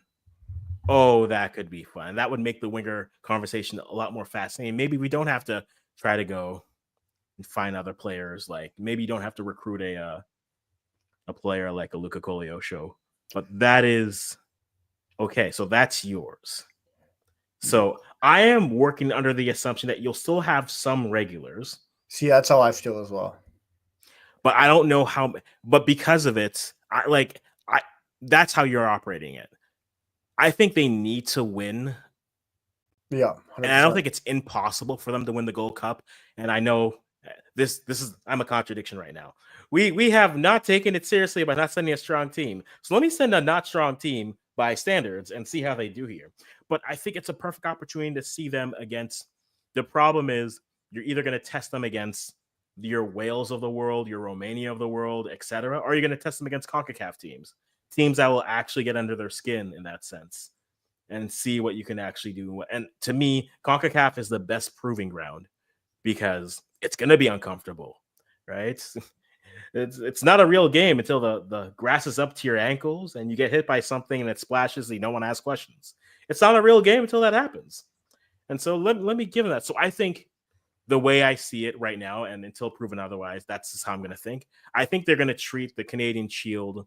I think there'll be some overlap, but I don't think they're going to have as much overlap just because they still have the friendlies and they're building off from there. So I think they will have some opportunities. I don't think it'll be as strong as the team as I would hope. I think there will be some rotation and some players for that. So if this is what they're playing for the Canadian Shield, I would not be mad at all. What I think their Gold Cup would look like, I think the Gold Cup will look a lot different because I think this is where maybe the goalkeeper might be your safest spot, where it's either if Max is still trying to regain his form, you give it to Max. So that would be the first swap I would look at. But I'm treating this like Canada treated the Gold Cup last time. And so let the fun begin, which also means bring on Max. And hopefully Max doesn't leave halfway through and then, the other keeper takes over. I would love for this to be Owen Goodman. I would love for it to be him. Yeah. I don't think it will be, but I think he'll be in this camp. I think it'd be great to have him in this camp, and then you give him a game in the group stage, depending on what the group stage looks like, or you just give him a game and see what he looks like. But I'll go with give him a little bit of veteran leadership from the back. And so I'm going in goalie. I'm going Max Crapo will be my goalie. That would be it. And now the fun begins. The fun begins. All right. Prepare for most of my players to be eliminated. Gonna take care of you. As I expected to see this happen. Terrible. No, like trash. No, I'm joking. I love these players. No, I think I'm wondering who. My argument with this team is I think their World Cup roster is pretty much set.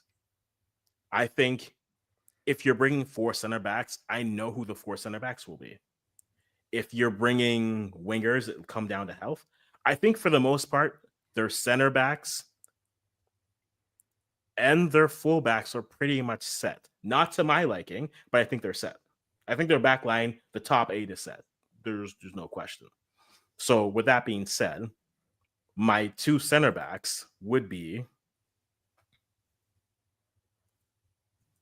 good old Jamie Knight LaBelle on the one side. And on the other, we've already seen him play. He got a start at the Copa against Uruguay. So Luc de Pujol, come on down. Okay. I think he does it. I think that would be I think for a Gold Cup, you give 2 young center backs the opportunity to pair off with themselves and play well. I think that makes sense. I think that would be what they would go for.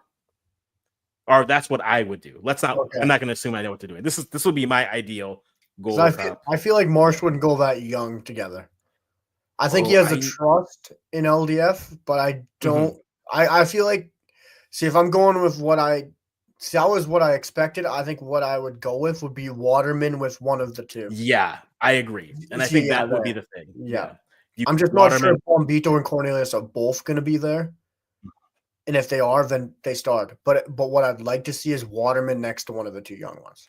And yes, probably based off of recent calls to be Waterman by Knight LaBelle. But he gave Defouge. Like, who did Defouge start against with? Now I'm going to look this up. Now I need to know. Canada versus Uruguay. Might even be... There's so much rotation that game. I don't even remember who started. I got it here. Lineups. He was beside Bombito.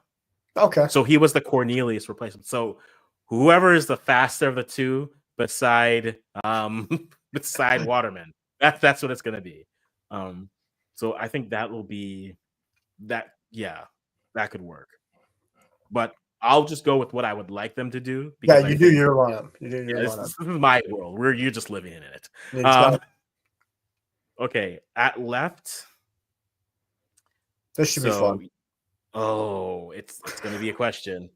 I gotta make sure this person is where I think he is. Zorhan Okay. Basong. It's Dorhan season, boys. Let's get him. I wouldn't be surprised. That would be probably a player that you would see in the If he lineup. can keep playing well, I would agree. But now this is about to start to look like the wish list of like potential players. It's gonna start looking like that, and I get it. I get excited and see what you're really cooking up there. I just need to make sure. Okay, let's go to this team. I want to make sure. I'm just trying to think of who you're even looking at left back here. I forget if they're right or left. So that's why I'm like, Rogier? I think. Okay, no, he's right. So he would be right, but that would be okay. So here's what I'm going to do, ideally, so you can go balance and then you can go on one. On the left side, I'm gonna put Sam. Oh, he's hoping for some fitness. Possible. Let me dream. Let me dream. You're more of an optimist than I am, at least. Indeed. So a left side, that would be Sam. And now this has I know what my midfield. I know what I want my midfield to be. Right. It's I want Seager in my midfield. Yeah, I saw that coming. Yep. But Chouanier for the Gold Cup wouldn't be a bad shout. I have my guess who this right back will be. Who's your guess? Zachary Broguillard? No. Okay, I wasn't sure if you're one of the European fanatics who are going to say he needs to be in there because he's playing in Europe. I didn't think he would be, but it was just... To me, this is straight, boy, you better get your act together and you better get your form here. I know your team isn't playing well right now, but boy, I think you could make me breathe a lot easier if you just looked good, and that's Shaquille Marshall-Rudy. Boy, is that a young back line. It is, and it is. I don't deny that. Right? I do not deny that. FM type stuff here. It's like we're playing Football Manager. This is my world. We're all living in it. Let me live this life. But that would be my back line. And then you have, it's basically familiar with Montreal, maybe? The Montreal, I once played in Montreal and Vancouver. Yes. But like, I think this could do well. And then in the middle, the master of the back pass. Yeah, you got to recycle that buildup. You got to recycle that buildup, man. Cycle it back. Start afresh. That's what we're going to do. Other one here, you said the name. I would love to see him get this Gold Cup here. And it is Nathan Saliba. I think, he got the armband in their last game, which that got Loris Courtois fired, but I'm sure it's not causation there. Fired, but Nathan Saliba, I think, could be well suited to have that. Nelson as your left mid, I would leave there. Oh, I got one right. I'll take it. I would leave that there. Now, the question to me is, what do I do at left mid?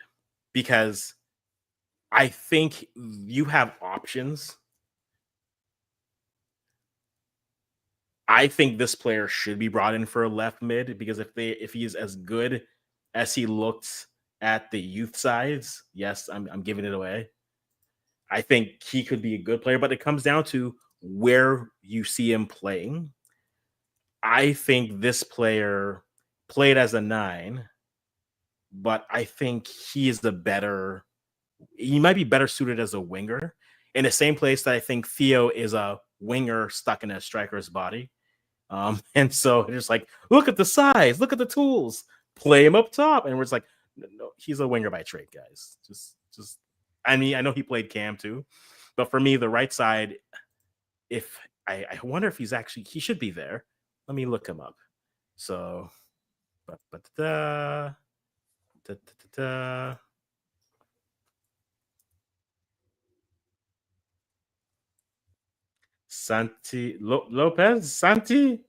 you're not here. Maybe? Let's try Santiago. You never know. Okay, nothing. Come on, nothing. Where's the flag? He's gotta be here. He's like that. He's gotta be here. Not even a Mexican. Maybe a Lopez. oh. Nope. That hurts. But we're Maybe gonna they put have we're more gonna put a pop. Lopez there, even though it's not the Lopez, but it's Santiago Lopez. People That's get who I it. would put out. That's who I would put out wide. And then I would have either Promise or Daniel starting, but the other 9 would actually be not. I wouldn't platoon Promise and Daniel, because I think I think Daniel is a bit more rounded. Promise feels like a good 9 who can play anywhere on the pitch. I think both are good in transition, but if I'm looking for a player who can fill in the Jonathan David role, it's Jason Russell Rowe. Okay, gotcha. So were you gonna say DeAndre Kerr for a second? I had to brace myself, but Listen, I love TFC, but right now they're not. They've done too much to me, right? And this would be it. This would be my starting 11 for the Gold Cup. You have a little bit of flexibility here. This is Santi, not that Lopez. Saliba and Seeger in the midfield. Waterman is an option there. Russell Rowe there. And then it's a bunch of kids and Max Crepo and probably Junior Hoylett being like, hey, let's settle this down, boys. But I would love to see all these players included, because I think they could all offer, and any of them could be that player who becomes the Schaffelberg who emerges, the Tejan who emerges, Jonathan David and who emerge in this. Before that, Alphonso Davies. There's always been a young player who has emerged for Canada at the Gold Cup. And I don't think it's going to be any different here. The question will be, who is it going to be? But I would love for them to have all these. I would love for this to be my starting 11. I mean, I'm asking for the youth movement, and this is like the last push for it. But this would be my. I would take a stronger side for the Canadian Shield, and then for the Gold Cup, I'd still have. If I can have as many of these players in the Canadian Shield roster, I would have them get some spot moments, give them some cameos, give them some some good run, and then with that experience, you then take that all the way to the Gold Cup and you try to play from there. And that would be my 11 for the Gold Cup. But your 11 for the only place where we differ is you think they'll bring the same roster to the Gold Cup as they do the Canadian Shield. I hope they do that, but I'm going for a more youthful look at it. And that's my 11. You guys let me know what works with it. Let me know on a lot of things. Before we go, what do you have coming up on your channel that we should be looking out for coming up this week or in the next couple of weeks? Just trying to stay consistent, trying to have a video every day or every couple days, and trying to stay on that path because there's so much news, so much Canadian Canadian soccer content out there. Like I said, I'm going to make a way too early starting 11 as well for the Gold Cup, Canadian Shield, what to expect in that tournament, early predictions, trying to make more longevity videos on, per se, if Laren should continue to start for the national team, if Osorio still has a spot in the starting 11. So many more larger topic videos and more in-depth videos as well, because like we said, there's so much going on with this national team, so much conversation to be had. And leading into the Gold Cup, I just hopefully expect more Canadian supporters off the back of this win against the U.S. to continue to build up that excitement towards the World Cup and to continue to follow Canadian soccer. So there's going to be so much on the channel, I hope. Wonderful. For me, guys, what's coming next. We're going to go fully integrated. We touched on it a little bit where we're going to do a full video on all things CAF World Cup qualifiers. It's getting very intense. It's getting spicy. This window was a window for teams to get back in the mix or to separate themselves from the pack. And some teams did, but we're seeing a lot more schmozzle in some groups, and we'll talk about that. But as always, the Women's U17's roster just dropped, so expect something on that soon. But you know what? It was a good weekend. Disappointed, but still satisfying. And we have more football with this Canadian men's national team coming up this year. So I have been Agbasi from the Africans. That has been On the Rise. And as always, we'll see you next time. And as for me, you know me, I will stop talking right about now.